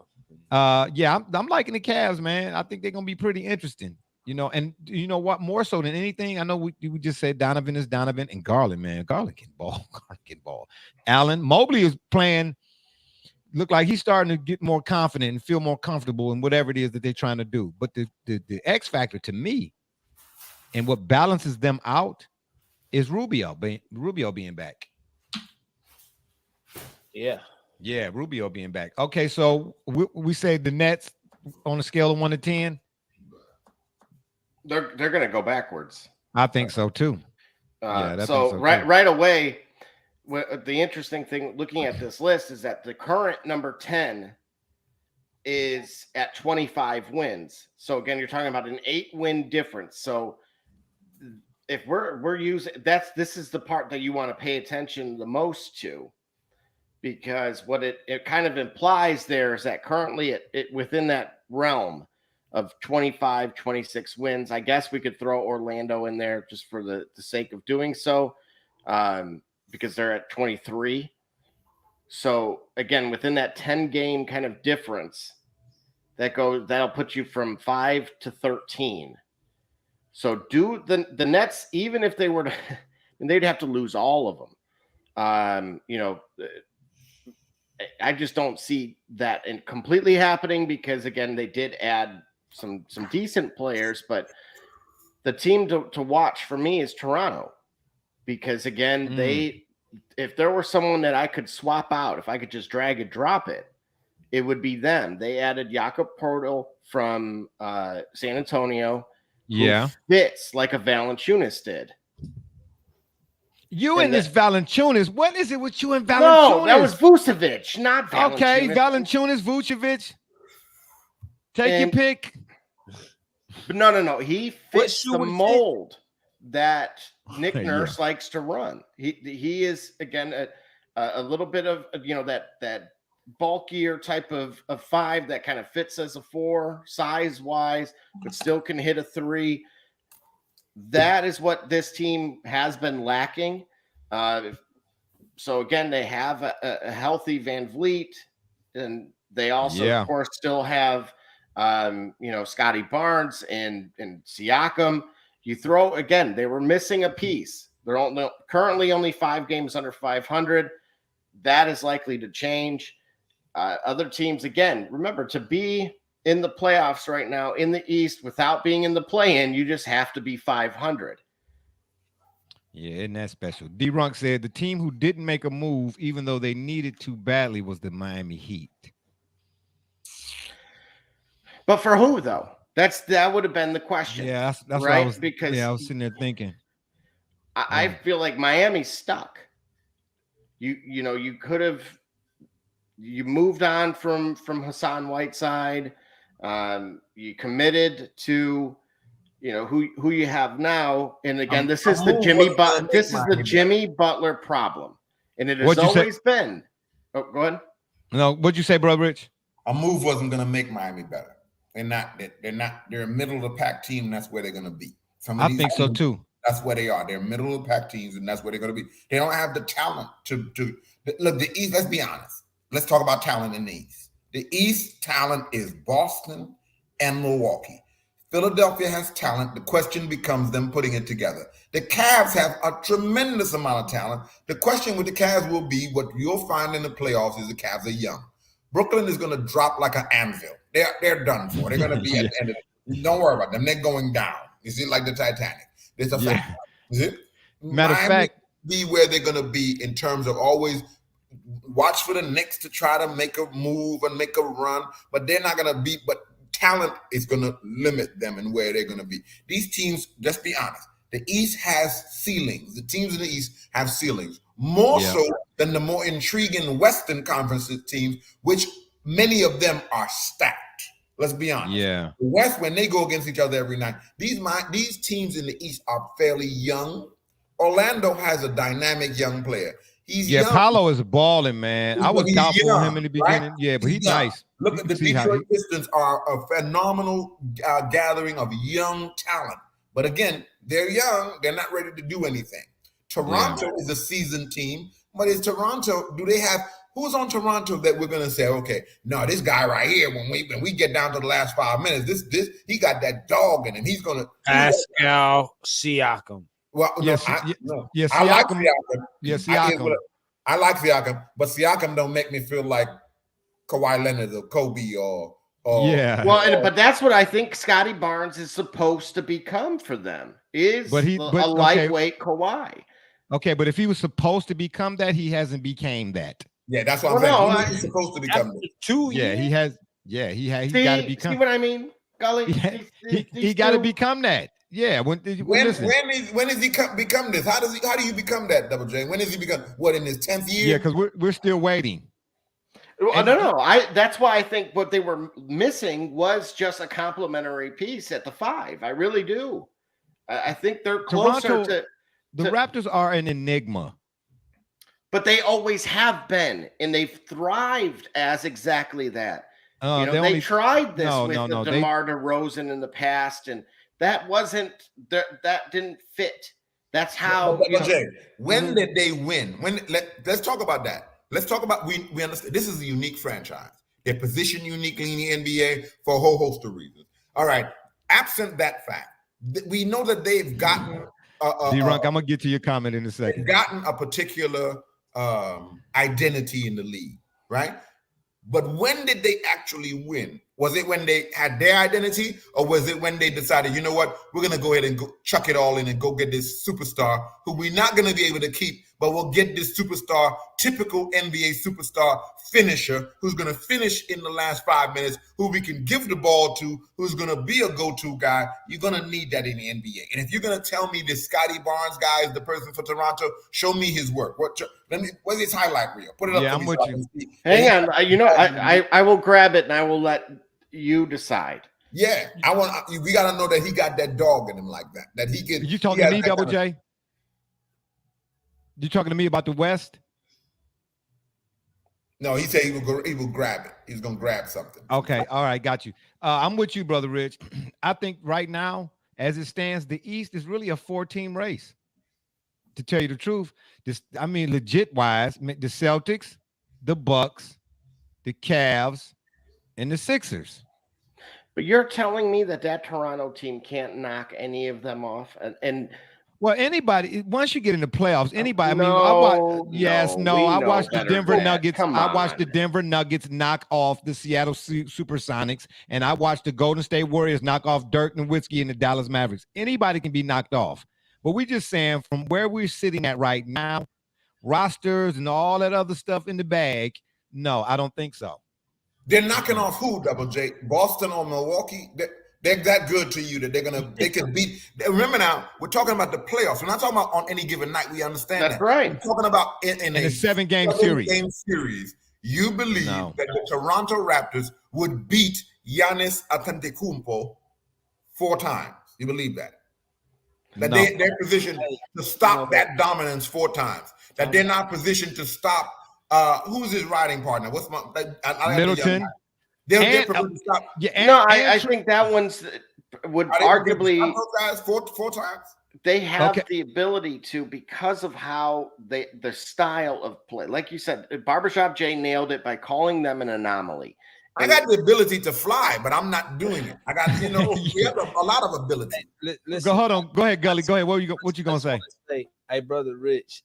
Yes, sir. Hey, I'm gonna need to learn. I'm gonna need to go to speech therapy, and I'm gonna need you to be my teacher because I have never heard anybody say Giannis's last name as phonetically perfect as you just did just now, except for maybe him. Yeah. Hey, so if we can flag that, because I need to know that lets me know that I need to work very hard. I still got more work to do on enunciating and pronunciating words and names. Did you say enunciate too? Yeah, enunciate and okay, gotcha. Whatever. You didn't, I need to do a whole lot of enunciations. Brother Rich wear a lot of hats, man. He was a translator. Well, if I didn't translator know, for foreign diplomats. Hey, my teacher has taken me to a lot of places, man. So I got a lot of. Yeah, you know what I mean. He had to learn the lay of the land. I just needed to bring. I've had to go a lot of places. That was valuable. I really appreciated that right now. D-Ronk said Tyler Hero should have been moved a while ago for superstar, but Miami overplayed their hand. Now they stuck with White and Gordon. All this. Oh no! Then he said the Clippers turned down Fred VanVleet. That was but I'm gonna tell you something. You know why they did that? If they had traded Terrence Mann from this franchise, they would have had Clipper fan revolt. We would have been in front of the new stadium protesting. We did not want Terrence Mann to be moved. No, Double sir. J, you throwing up the West? Oh, okay. All right, a few more minutes. I'm doing Scotty Barnes first.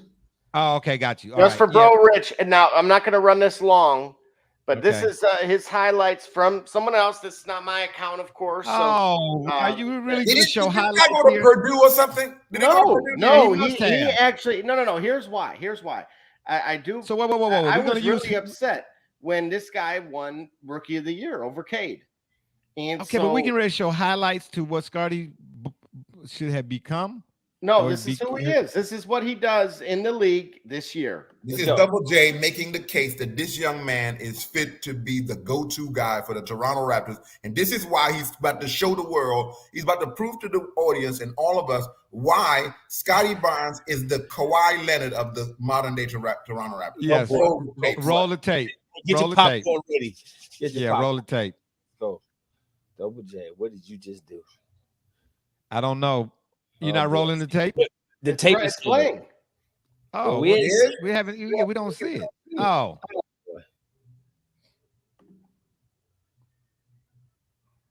Okay.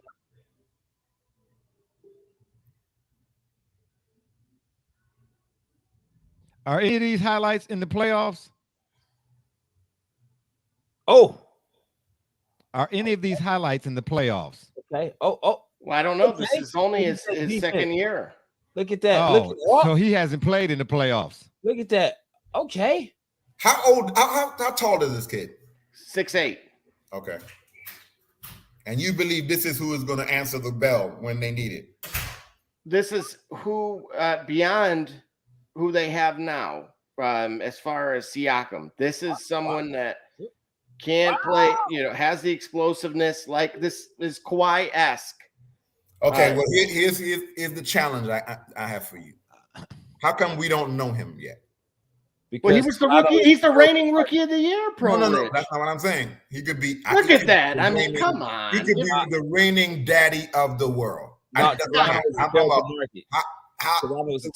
don't know him in the sense that we know Kawhi, not a household name, or we know Kawhi, or we know Kyrie, not from a controversial point of view. Wait a minute. Did we really know Kawhi when he was in San Antonio? Oh, I knew Kawhi. I knew Kawhi in San Diego State. Come on. Well, he was known enough to win Rookie of the Year. Well, let me go even further. Let me go further to make the point. I'm gonna tell you who we didn't know, and I'll raise my own proud hand here. Look at that. Did you see that from half court? This young man up here to my right in the quadrant that I'm looking at, to my left in the quadrant I'm looking at, our esteemed host knows that I was one of the individuals who many, many years ago, when a young player was brought to the Los Angeles Lakers, and I said, you see that guy right there? That guy is the truth. Kobe Bryant. Kobe, you can see it when they got it. When you got it, you can see it. So what I'm saying is, if Scotty Barnes is the guy, I'm asking you. I kind of follow basketball a little bit. I'll be honest. I didn't know who he is because I don't follow the modern NBA like I should or would, or I got too much stuff going on. But I follow basketball. You ain't missing much. That if I know who Book is, I know who the top stars of today's NBA. I even know who Paulo is because he balling like that, so he trends on Twitter. I don't know that I've seen people say Scotty Barnes. And when I ask you, we don't know him. I mean, he is not a trendy name and trendy figure. As I'll tell you what I know. Every night, the way I keep up with who's going is what I see on Twitter. When I text you all sometimes on the thread, I haven't even seen the game. I'm hearing what people are saying happened on Twitter. Right. And so if that player is lighting up the Twitter sphere, if you will, the social media sphere, if you will, then we can say that person is becoming a household name. This young man, I'm not denying his skills. I'm not denying his that. You obviously showed us that he's a very gifted basketball player. I'm just talking about to put him and say this guy has the potential to be that guy. I want to know, okay, if he is that guy, by now in his second year, I've heard about him. Now, tonight I heard about him. Maybe tomorrow, as of tomorrow, I'll notice he'll trend on Twitter and he'll be that guy. For instance, earlier in the P program, the host mentioned the young guy who was having 40-something a night playing for the Nets recently. And I believe his name is Cam Thomas or something like that. Right, and Cam, right. And the way I know him is because he trended on Twitter because he was doing something. So you say, who is this guy? And then they say, right. Oh, man, this guy he going in. I can honestly tell you that just for me, I have not seen Scotty Barnes where people say, oh, Scotty Barnes going in, where he the one like that. Let me say this too. Double J, you're right. He is a very talented basketball player. but the highlights do not say what your, and I'm just for lack of a better word or term, what your demeanor will be like in the playoffs.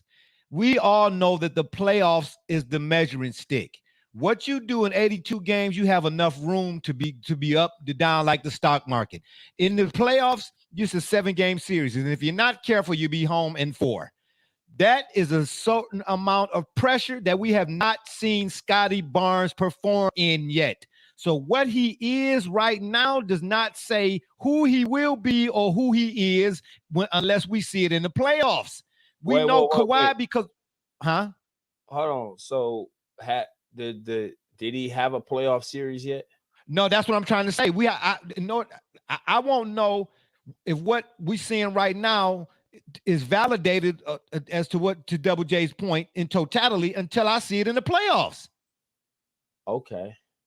You see what I'm saying? Because of the other aforementioned guys, those are all playoff performers. Whether their teams got sent home early or not, we've seen them play in pressure-packed situations in the playoffs. The playoffs is a different type of pressure than it is 82-game regular season. No offense, but you're going to play the Charlotte Hornets at least 12 times in the regular season. So his 15-5-5 should set a standard. It's not a Kawhi standard. That's what they was trying to say. It was like this Kawhi-esque. No, that's what he said. Yeah. So why ain't it if the numbers there? I'm talking. Listen, it's not the numbers that makes Kawhi Kawhi. No. Numbers. It's not the numbers. No. This is where I might be on the side of Double J here. I'm saying it should establish an expectation.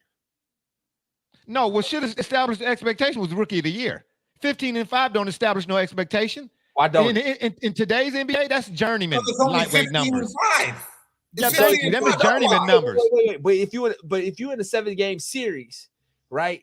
You're gonna need 15-5-5. Yeah, but not if you're telling me no. I don't need it from him.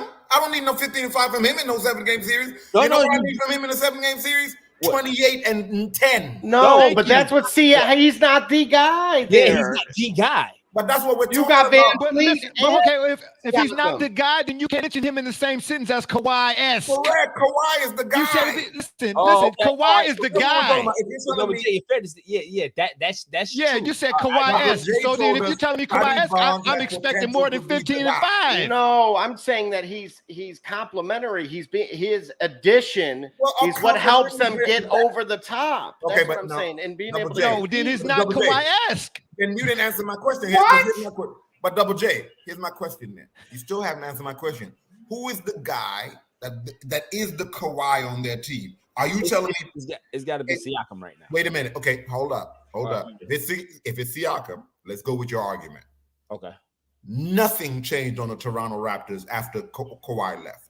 They kept the entire team intact. Yes, they did. They rebuilt it. No, yeah, but what you mean? Not right after. Siakam was there. All the other major people. What do you mean? Tell me they weren't. Was Scotty Barnes on the Raptors after Kawhi left? Yes. No. He's only. Was Siakam on the Raptors after Kawhi left? Yes. Was Fred VanVleet on the Raptors after Kawhi left? Yes. Yeah. DeMar DeRozan was gone. Yes. But the core of that team was there after Kawhi left. Is what Brother Rich is saying. That's what we're saying. They kept the core of the team. If Siakam was the dude, why he ain't just take a couple more players and lead that team? And we haven't heard from them since Kawhi left Canada. They haven't been back across the border except to visit. Because they sure ain't coming to the playoffs. Let me get to a couple more. D-Bronk weighing in. Let me get to his comments. He's saying, right, and we had it up here for a minute. He said, Mikal Bridges has those same highlights, and the Suns just moved him to the Nets. Thank you. Scotty, he said, and then he said, too, Scotty Barnes is a 15-5 guy. Nothing more, nothing less. That's not Kawhi-esque, okay? He said the problem with the NBA or sports in general is find a unique guy, and every team tries to draft that same unique guy. Kawhi and Scotty Barnes are not the same. Oh man, this guy right. I mean, thank you, man. All right, we're gonna go to the West, and we're gonna let everybody get on out of here so they can get. Sleep. But Kawhi's averaging for his career 22-6. Or this year 22-6. Listen, I'm not looking at Kawhi what he's averaging. What I look at Kawhi is there's a moment in 19-6 for a career. So How he's many- 15-5 in year two. That's But not what we're Double J, looking at. What are we talking about Hey, listen, here? let me ask you this. Let me ask you. Hold on, brother Rich. Hold on. No, this is where the Let me- numbers lie. This is where the Thank you. numbers Hold lie. on. Yeah, hold on. Thank you. Because let me right. say this to you. Let me say this to you. When I'm talking about our moments, and I'm not comparing to, I'm just going to use this guy as an example. Ray Allen, when he hit that shot for the Miami Heat, was anybody talking about what he averaged in that finals? No. But what was When he there hit that for? shot for the Miami He Heat, was there for that. or like Sean Elliott for the Spurs. When he hit that shot from that corner, all they was talking about was his toes on the line. You understand? And then in Kevin Durant's case, his toes was on the line. Nobody cares about what you're averaging. In that moment, Kyrie hit the shot. We had to go and look back after the fact that Kyrie averaged almost as much as LeBron in order to be eligible for that MVP. But in that moment, nobody was, listen, when they talk about Kyrie, do they talk about what he averaged? They said, no, he hit the shot. I'm asking you in the moment. I'm not talking about what he averaged. That's after the fact. I Kawhi would say Leonard has that had moments it is to where be you know determined he is because Kawhi. His moment, his moment is coming. Then I would have to, based on We won't what know that those until numbers are they get to the showing. playoffs. Let the Right, Raptors so- make the playoffs, and then we'll see if Scotty Barnes can There beat we go. Kawhi. We will revisit it then because No again, question. I That's what the know. shot report is for. That's what it's I for already here. told you they're going to. If there's one team you can flip flop in the East with absolute certainty, it is going to be the Nets, and the team that's going to get inserted in there should be Toronto now with the move Double that they J. made. Okay, but that's by default. That's by Double J. default because before Kyrie and KD had their exodus, the Nets had won 472 games in 2 weeks. They was balling.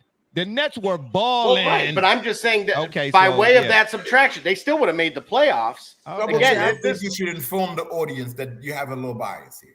No, not in the Yeah. least. You know, truthfully, I found actually the bias. have a I little was bit trying of to a understand the disdain bias. from that. Here's the bias. Here's the bias. I found the bias. The Detroit Pistons will not see any exit of the playoffs, so they're out of the conference. And so that the nearest team to you is the Toronto Raptors. So it's a little that's what it is. Oh, Toronto is 6 hours from here. And here's why. And here, hours. let's tell the rest of the truth. You and Miss Alba probably went up to Canada and hang up there from time to time. So you got a little. Yeah, he bought a jersey. He got a Scotty Barnes jersey. You know, That's what it truthfully, is. the Because Toronto your argument fans, that of all the teams you're gonna pick, the middle of the pack, you might as well pick the Buffalo Bills. But I understand why you sound like Gully picking the Buffalo Bills. Okay, they ready. They ready. The Buffalo Bills are ready. I didn't say that. The Buffalo Bills. I didn't say that. You ain't heard from the Buffalo Bills. The Buffalo Bills are still doing everything. I said it on this program when we started this platform, and I've been saying it to him since then. They never have won. They win, and they're not gonna win. And I'm telling you right now, your Toronto Raptors ain't winning nothing. Okay, let's throw up the West so we can get out of here. Brother Rich is in rare form right now. Double J. Oh, here we go. All right, let's throw up the West right quick. Let's go through this right quick. Yeah. Oh yeah. You know what? I'm gonna tell you like this. I got a question. I think Oklahoma City gonna make the playoffs. Go ahead, my I bad. got a question. What you smoking? You must have got you stole somebody's mail and they had something smelling good in that bag. The Oklahoma City Thunder. What the heck y'all got passing around here tonight, man? Listen, I'm gonna tell you everything we're about to discuss. You know, the one thing we're not about to say. What? Guaranteed, because it came up in our minds net. We're not about to say why the Denver Nuggets won't make the NBA Finals. Yeah, we are. Okay. We're gonna mention them as a title contender. We're gonna talk about every team, not the Denver Nuggets. Facts, because they're not. They're not gonna do nothing. You don't think so, Brother Rich? Come on, man. Stop it. What are they gonna do? To whom and where? They don't. They don't play defense. That's true. That's exactly my point. They don't play any defense. What are y'all talking about? Okay. We've seen this team. All right. Okay, so their best player pretty much walks back up the court. Nobody plays defense on this squad. Let's be real. Yeah. The Okay. Los Angeles Lakers would kill them in the playoffs. Let's be real. I was just getting ready to say that, brother. Murder him. Okay, so right now, as it stands, the Lakers are I asked it a little bit ago. Now that we're sitting here looking at this playoff standings, and of course, everything. There's only like 20-some games left anyway after the All-Star break. So, can you are the Lakers the front runners? They're not going to make it. The Lakers are not going to make it. Yeah, I can't even see them on this graphic that you They're have. not going to make it. That's how far back they're they too are. far out. And you know, the guy has gotten the record, so he's a wrap for him. Okay, so let's go back to the top. Double J, appreciate you scrolling for me there. Back to the top, please. Thank you very much. All right. Or we just don't want to see the Nuggets. Okay, so let's set the Nuggets to the side right quick. Of the Grizzlies, Kings, Mavericks, Suns, Clippers, Warriors, and Pelicans. Who of those? What we seeing here? Who could make the finals? The most dangerous team you just mentioned is the New Orleans Pelicans. Whoa, they are dangerous. To make the finals, Brother Rich. The New Orleans Pelicans are dangerous, and they are with Zion. I agree with Zion. them. With Zion, they are. Based on your point, With Zion, they are. And you got that Clippers hoodie on, and you gonna say that? No, you know who I rock with. You know who I believe. How would you? I believe we're coming out the West. I believe that, but that's another conversation. Yeah. But we're talking about a team that we're talking. This is my version of what Double J tried to sell us on the open market about the Toronto Raptors. I'm trying to sell that same thing. Oh, no way. You're got that same tree. And you know the what? Pelicans are a dangerous team. And that if they catch themselves at the right time and the right spirit and they have the right determination, they're gonna be hard to beat by anybody. Okay, but listen now, but listen, I'm with him saying he's using the same ideology or that same premise as Double J. This is more legit. Yes. Okay. These boys are dangerous. I think they're saving Zion for the playoffs. Yes, they That's are. what I believe. Yes, they are. You got Brandon Ingram. Yes, they are. You still got Alvarado. They did lose Devontae Graham. I don't know how big a deal you all think that is or not. Okay. You still got. I don't think that moves the needle that much. You still got McCollum. McCollum going over there really balances them out at up top. If you get Zion and Ingram, and I'm telling you right now, we all know what my contention was about Zion. It was the hamburgers. Okay. But I'm telling you, when that dude is on the floor with them, facts. No front court player can deal with him. None. None. No front court player in the West can deal. Not even Joker. Joker probably can, but the physicality and the quickness and they call it that quick twitch, fast jump, whatever they call it, can get off. Yes. Man, I saw him I told him to shoot it like a mid-range jumper. Wait. And went and got the rebound, Zion. And when it got the rebound before any other player could get up off the floor. And he was coming from the foul line. So a healthy AD. But that's just it. You saying a healthy AD like that's well, we gotta say a healthy Zion. Yeah, but did you hear what I said? Hang on a second. What's the Lakers' excuse then? Because in the case of the Pelicans, I'm in that tree still. So the reason being, you're talking about with Zion, this was the #1 team in the Western Conference. Yes, it was number one in the West. No doubt about and got there quick. Yeah, these boys are dangerous. The only team right now I see real spit, giving the Pelicans a problem, should they meet, is the Warriors because of the Warriors championship medal. No. And there's another team. Brother Rich, I'm with you on the Clippers at the beginning, but I'm gonna tell you right now, the Clippers right now, Brother Rich, for real, they dysfunctional. No, they dysfunctional. They moved Reggie Jackson and Luke Kennard. I'm gonna say something very controversial. I think they should fire Ty Lue. Oh, yes. Hey, notice we all jumped back. You should be. Yeah, we all did. Like, I was so like, wait a minute. I think they should fire Ty Lue and Brother Rich don't say stuff just for the sake of. I think he should be fired. Because and I will say this. You heard it on this P program. It's like lovingly, like he's saying it lovingly. If he does not advance this team this year, he will be fired. But wait a minute.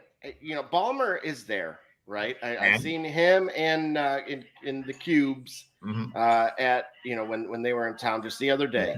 Yeah. Why, with the guy who's in the front row seat, and you guys made moves. Mm-hmm. Look at the status of the Western Conference. Yeah. If there were ever an excuse, the time would be now.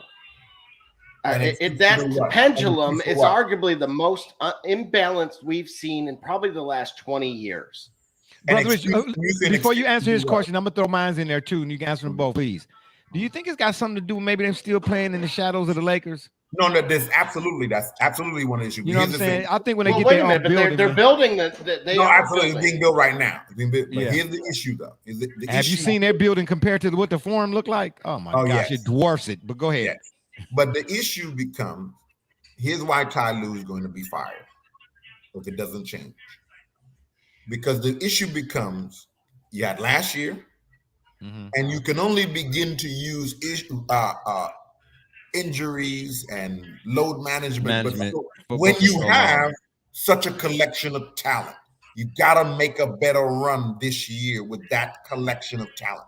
Because of the injuries, because of the load management, it doesn't get easier as we go forward. So we're in the window right now where the Clippers have to make a run or literally be faced with having to dismantle and look at what we're going to do going forward in the new arena, because you can't now take an aging Kawhi, often injured Paul George, and some younger players and then build around them going forward. Unless this team coalesces, the coach brings them together, and you make a real good run and go strong and go to the finals or really challenge further than we have so far.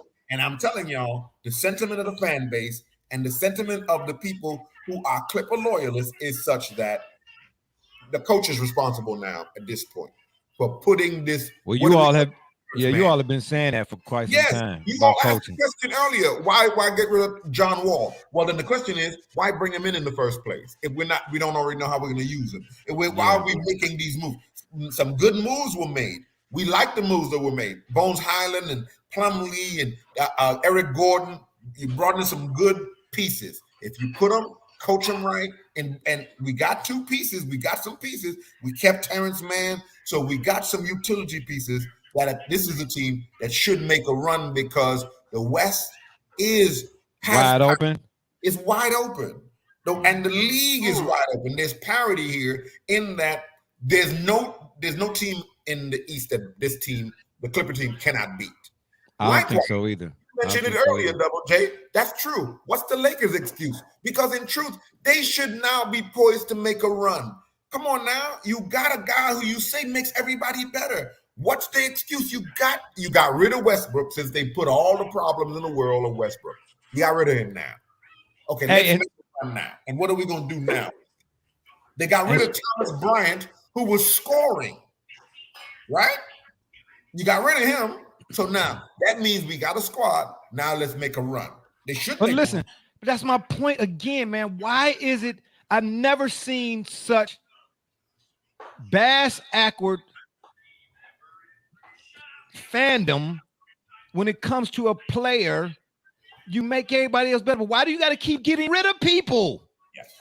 Why do people have to keep leaving if they're playing with the greatest player of all time? That makes no sense to me. That's why it is a pointless, well, wait a minute. That's a pointless argument. But wait a minute. Speaking of Westbrook, okay, well, go ahead. But speaking of Westbrook, I'm gonna throw this out here first because I got to go off camera just for a couple of seconds here. Where does he land? Give me a few seconds. I'll be right back. What do you mean? I think right away. Lands with the Clippers. Yeah, he's going to the Clippers. Lands with the Clippers. That's where he lands. How? Okay, so that's very dangerous because you putting Ty Lue in a precarious position. Why? Because they have if Russ, but that's probably why you moved John Wall. That's exactly why you moved John Wall. Yeah, you trade John. Now, but wait a minute. There's a possibility with him as well that he returns, or at least ends up elsewhere. So that I will save that as a part two. Well, they're saying that he looks like he's going somewhere else. John Wall. John Wall is going to go somewhere else. Period. He's not coming back. Yeah, because the report was, of course, that he was being recruited actively by Paul George, but he has had meetings with Utah on how he, minutes and potential utilization. But he's not going to those be able to things. play in Utah. I don't think they're going to come to an He's not. agreement. He's not going to be able to play in Utah. Hey, how did I get over there? He couldn't survive in Utah. Let's be honest. They wouldn't. The Utah crowd, he wouldn't like that. His family wouldn't like it up there. Hey, didn't he have issues with Utah? Wasn't it? That's what I'm trying to tell you. Yes, he's one of those players. Yes, they threatened his wife, and in Utah. He got into it with the that's fans. why. Yeah, how he is did. going to survive in Utah? Donovan Mitchell couldn't make it there. He told people. Oh yeah, no question. Yeah, Utah is not an easy place. So let's assume that he ends up back in LA with the Clippers. My question, that's what I heard, brother Rich. I heard you he might be left going off there. on Barbershop was that about these excuses. Why are there not those same type of why is the Clippers not under that same lens? Why would this all fall on Ty Lue when Ty Lue didn't bring those two there? He didn't bring who did he bring? He didn't bring Kawhi and Paul George. He didn't have to bring and Ballmer, the owner, is the one who also agreed. Yeah, right. That insane extension for Paul. Yeah, but George. Double J, I'm surprised you even asking that because you and Brother Rich have for the longest have been saying coaching. We had the whole Ben Simmons thing from the beginning. Wait a minute. Said, listen, but Ty Lue, I watched him. And matter of fact, it was Gully. What didn't you mention when we talking the other day? And you said something about what Ty Lue, or that might have been Ty Ricardo. Lue's won a title, so we can't possibly. We've watched. Well, look. Yeah, but did he win? Did he win the title? Really?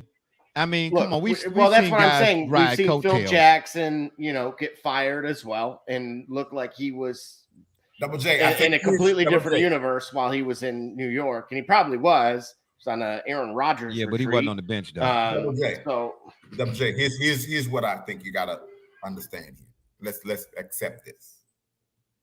This is the Los Angeles Clippers. Their team is owned by one of the richest men in the world. He invested billions of dollars in this team. This team, for the last 4 years, that's what you all just pointed out a little while ago, 4, has been poised to at least get to the Western Conference and the NBA, hopefully the NBA final, none of which has happened. The bubble championship, quote unquote, was the Clippers championship for the taking. And we know what happened when they went into the bubble, and we know that they were the descriptive team of teams that did not like the bubble, did not thrive in the bubble, were not going to be successful in the bubble, and pretty much crashed out in the bubble. Whether you accept that or not, that's a reflection of your coaching. Whether you want to accept that or not, that's a reflection of some element of your coaching and what you are failed to do there. You come Doc out of the Rivers bubble. was that guy. You said what? Doc Rivers was the guy, was the Yeah, coach. exactly. That's why he got fired. Correct. That's why he got fired. Hey, right? listen, and if you can fire Doc Rivers, you can fire Ty Lue. That's what I'm saying. So he got fired for that. They bring in Ty Lue. He comes on board. They have a run. Kawhi gets hurt. You can't blame him for that. Yeah. They come back. They make a run. They crash out. You can't blame him for that. This year, if they crash out again any kind of way, they will blame him for that. And what is this? So this is the salary cap, and you brought up that the guy owns, or how well off he is. Yes. And you're absolutely correct. You're talking about the team with the number 2. That's what I'm trying to tell you. He pays a lot of money for $191 million this year. Yes. He plays a lot of money for that team. Only Golden State. Again, and not by much. I mean, next year it'll inflate a little bit more for them, but this is just kind of staggering in that respect. So what do they need then, Bro Rich, at this what point? What they need is because they need to get serious. That's why I'm saying this is on coaching now. Because here's the thing. As great a coach as he is, sometimes when you got prima donna NBA athletes like that, in particular, Kawhi is a unique bird, as we know now, right? Mm-hmm. So you have to relate to these players very uniquely today. And whether or not Ty Lue, they're hearing his voice anymore. And I don't believe he should get fired just because he's a bad coach. I don't think he has the team's ears anymore. And so, interestingly enough, he has an assistant on the bench that I think has that was a former player that has some dog in him. Who? That I think that they would listen to. See? Who would that be? They just need a little change. What's my guy who used to play for the Houston Rockets? Sam Cassell? Sam Cassell. They should bring Sam Cassell the coach. But you know what's interesting about that, Brother Rich? You and I talked about it for years, especially when he was coming in the shop. We talked about coaching back then, and I'm not comparing him to. Wait a minute, isn't Sam? I thought he was with Philly. Well, he was on our bench. I don't. Maybe they got rid of him. Maybe he moved on. But he was on. But no matter where he at, you saying that? Well, I don't know where he is. I'm saying he should be the coach. He should be the coach. Yes. Well, you have the second highest payroll in the league, and you want to bring a rookie coach in. It don't matter about the second highest payroll. Hold on. Are you crazy? You're about to open a new building. Ty Lue if I'm Steve Ballmer, and I'm saying I'm Milwaukee. paying an enormous sum of money. But it worked in Milwaukee. It worked in Boston. But you just said you have poo-pooed on the small market and how certain things can only work in a small market. This is Los Angeles. But I don't think that Sam Cassell is a small market kind of person. The point is, this is a guy that won rings in NBA that has a certain disposition. Yeah, he was with the Houston Rockets, and that's a large market too. That is not. No, he's not a guy that's coming by. He wasn't the guy in Houston. Come on. No, I didn't say he was. Hold on. But listen, he didn't have to be the guy. But see, that's where people are real dismissive about Sam Cassell. You go look him up in Florida State. I think it was Florida State. Here's the deal with Sam Cassell, bruh. He was 6 man. Sam Cassell was that dude. You got to talk to the guys who played. Wasn't he on the same team with Charlie Ward? I can't recall. Maybe so. But the thing is, you have to listen to what players say. That's why I'm mad at the NBA. You're mad at the NBA for stop doing that open court, because when they talk about point guards, see, it's this whole popularity thing is really irks me, because you listen to players when they had that thing about point guards, the popularity thing, the only point guards you hear is about all the ones they keep pushing on TV every week on ABC, ESPN. But Steve Kerr, Steve Smith, all them guys, Gary Payton, all them guys on that show, Reggie Miller, and he wasn't even a point guard. They said, man, hold up. Don't forget Mark Price. You get what I'm trying to say? I'm just using Price as an example. The people that played against and with Sam Cassell speak highly of Sam Cassell's IQ on and off the court. Yeah, I don't care what you with I don't how much the payroll is. If you're the guy to listen, at some point, the Steelers took a chance on Mike Tomlin. You get what I'm trying to say? They only had 3 head coaches. You can get all the names. No offense. Here we go again. The Browns. How many? That sounds like the story of Ty. How many coaches did the Browns hire? Right? How many coaches did the Browns hire that had Mike Holmgren that had names, or in their front office at least? You know, it doesn't matter the big name. Can you get the job done? I'll tell you this. Brian Shaw is on the coaching staff for the Clippers at this present moment. Do you think him? What about him, bro, Rich? Absolutely not. No. Why now? Wait a minute. He was a glue guy on the Orlando Magic. He was a 6th man on the Orlando Magic with Shaq and Penny, and Dennis Scott and Nick Anderson. Can I give you an honest answer, Double J? Yeah, because he's a good guy. Wow. That's why he never made. Has he ever been a head coach in the NBA? Yeah, he had the Lakers job for he was under Phil Jackson. He was under Phil Jackson. And that's my point. And that's the point I was going to make about Phil and Ty Lue. Why can't he coach a team? You know why? Because he can't hold a locker room. Because to hold a locker room, it takes a different thing in the NBA. With those kind of players, they got to have a certain innate respect for Thank you. And that's the thing about Robin Ham is a rookie coach. They put him over the why? Because there's a certain attitude he brings. That's why he can get into it with a player in the locker room. Because everybody knows Darvin Ham is a dude from Detroit that got dog in him. But you ain't gonna come up to him and talk to him. Yeah.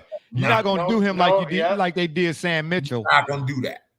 Sam Mitchell is the dude that can look an NBA player in the face and say, I don't give a skip about how much money you make. You ain't blah, blah, blah, blah, blah. Thank you. And And I to think my you're point right, about you Phil sit your Jackson, behind not down and comparing the so- two, but the thing you and I used to talk about, Brother Rich, that separated Phil is the coaching, the egos, and the personalities. Yes. Tex That's what Winters I'm was talking the orchestrator of Yes. the offense. Phil Yes. wasn't a great coach. Yes. He was a great coach of egos. And Ty Lue had a different type of ego in Cleveland Yes. that he do in with the Clippers. Yes.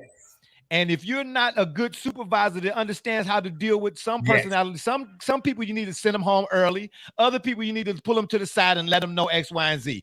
If you don't know how to do that, you got to go. That's all I'm saying. You got to go. And Sam Cassell is that guy, as you said. He get up. He like, look here, man. Come holler at me in that broom closet. Correct. You know what I'm saying? Because you're get gonna a run these woodshed suicides whooping. today. We're gonna do this today. We're gonna do this today.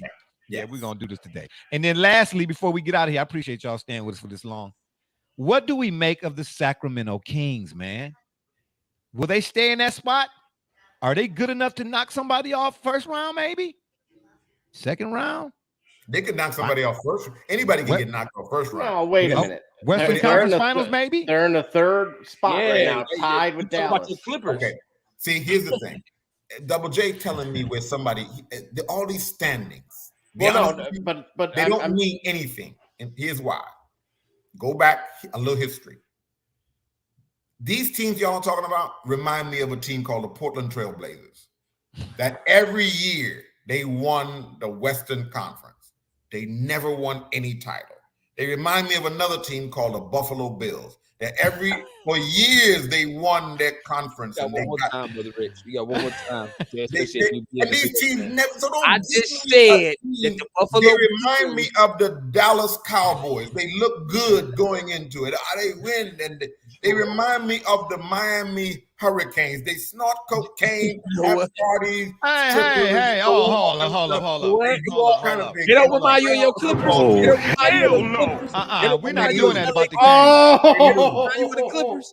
They remind me of the Purdue, whatever they are. What? That's the number one team in the country. He's been on set too long. No way. He's been on set too long. At Purdue, their cheerleaders hold up plaques that say this guy right here. No, that's the number one team in college basketball right now. Yeah. That's not just in my heart. Hold up placards that says Shout out to my man Doc for weighing in. He said they can make it out the first round, but that's about it. Hey, listen, but Doc, here's the thing. We talk about standings. He didn't realize 3 beat 6 in the first round. Okay. Oh, wow. So you know who's 3 right now? Oh, I should have kept it up. Who 3 right now? Sacramento Kings. You know who's 6 right now? Yeah. Hold up your t-shirt. Hold up your hoodie. I know Got you. Okay. All right. He's forgot about the Corey Maggette years. No, I didn't forget about that at all. Oh no, who? I know we're not in the Corey Maggette years right now. That's what I know. You mean the Darius Miles? Corey is the Corey Maggette. No, that was when he went to How about the Ron Harper trade, huh? Terrible. The Ron Harper acquisition. Terrible. Well, what you trying to? It sound like me. We're not in the Ron Harper era right now, though, gentlemen. Okay, but what you saying about Ron Harper, though? PG. I'm saying like how man era right meet expectations at all. Yes. No. Well, that was a time when the Clippers, believe it or not, even though they were in LA, it was like being sent to purgatory. This is true. Back then. You know what I mean? So that's where careers went to die. That's true. Okay, back then. I know the city was nice, but the arena was empty. The franchise was terrible. Yeah. It was terrible. Yeah, it was. Yeah, it was terrible. All right, well, we're gonna keep things rolling right along here. We gonna look forward to this all-star game that we got coming up 5 minutes away. And we glad, of course, the brother Richard, excuse me for jumping around here, y'all. We got another comment. Let's see what this comment is here before we get on out of here. Let's see what's happening. Doc said again, Ron Harper was a great role player. Don't be disrespectful. Oh, man, you know what? Okay, Doc, I see what you did right there. This clickbait. He was. What? He was. Well, I'm remembering him when he was with the Cavs. Sorry. And Junior's in the G League. No. He had a role he's in the league. That's why he was so. That's why it was so special for him to go to Chicago, because he became that. He was like, He was like, "Yo, I can just do this." And yeah, but for us though, he was way better than Craig Elo. And he said that himself. He said, they don't let me go. He felt like the Cavs with Ron Harper, and it takes us as Cleveland fans to have this dose of nostalgia to say that if the Cavs with Ron Harper may have interrupted Jordan's three-peat. I know it would have. Go look up the tape. This tape out there off all my highlighters. That would have been a problem. Jordan said a lot. He had a lot to say about Ron Harper, bro. Yeah. He was nice. Definitely was nice. Yeah, definitely. Because with that squad, with Ron Harper having that similar likability, the rest of the squad minus Craig Elo was athletic enough. Even with brittle Brad Doherty, you still had Hot Rod Williams. Yeah, and they wouldn't have got outplayed by Bill Cartwright. Well, yeah. Well, they'd been able to. Yeah, I don't know. Brad Doherty. Don't get me started. Yeah, let's get out of here. I got to go to work in the morning. sorry. I appreciate it. I might need that loose. Well, hey, his jersey's still up in the rafters. Whose jersey? Brad Doherty. And what rafters? In your in the queue. Yeah. Is it above the pigeon's nest? Yeah, okay, got you. Yeah, he the only had guy a bad back. Okay, the only guy from North Carolina, right next to Austin Carr. Yeah. Oh man. Oh, I got. I'm getting a petition started. You got to know. Absolutely. Yeah, don't you try to get me to say profanity on this show. Anyway, and on that note, I'll leave you with this quote: "Blessed are those who struggle. Oppression is worse than the grave. Better to die for a noble cause than to mentally die a slave." There's too many deaths going on in this city, man. It's more rampant than it ever is before and across the nation. Something is really going on. I don't think it's just in the water. You know what I'm saying? Like my man Most Def would say, this new math is whooping. Anyway, we about to get on out of here. It's been fun, but we got to run. Don't forget to check us out every Wednesday at 9 on the PM side right here on the Yard. Or y'all can check us out on Facebook, Twitter, Instagram, the shop's fan page, and of course, YouTube. And excuse me, while you're over there, hit the little notification bell, ding, ding, and give us a subscribe. We'd be much obliged. And if that don't work, y'all can Google it. For my man's Be Rich, let me give another one. You understand what I'm saying? B Gully, who always show up for us, Double J, Doc, and all those who follow and support us, we say thank you. I'm Barbershop Jay, and you've been listening to the Shop Report. And remember, the next time y'all want to know what's really going on, man, come to the shop. Walk-ins are always welcome. Holla!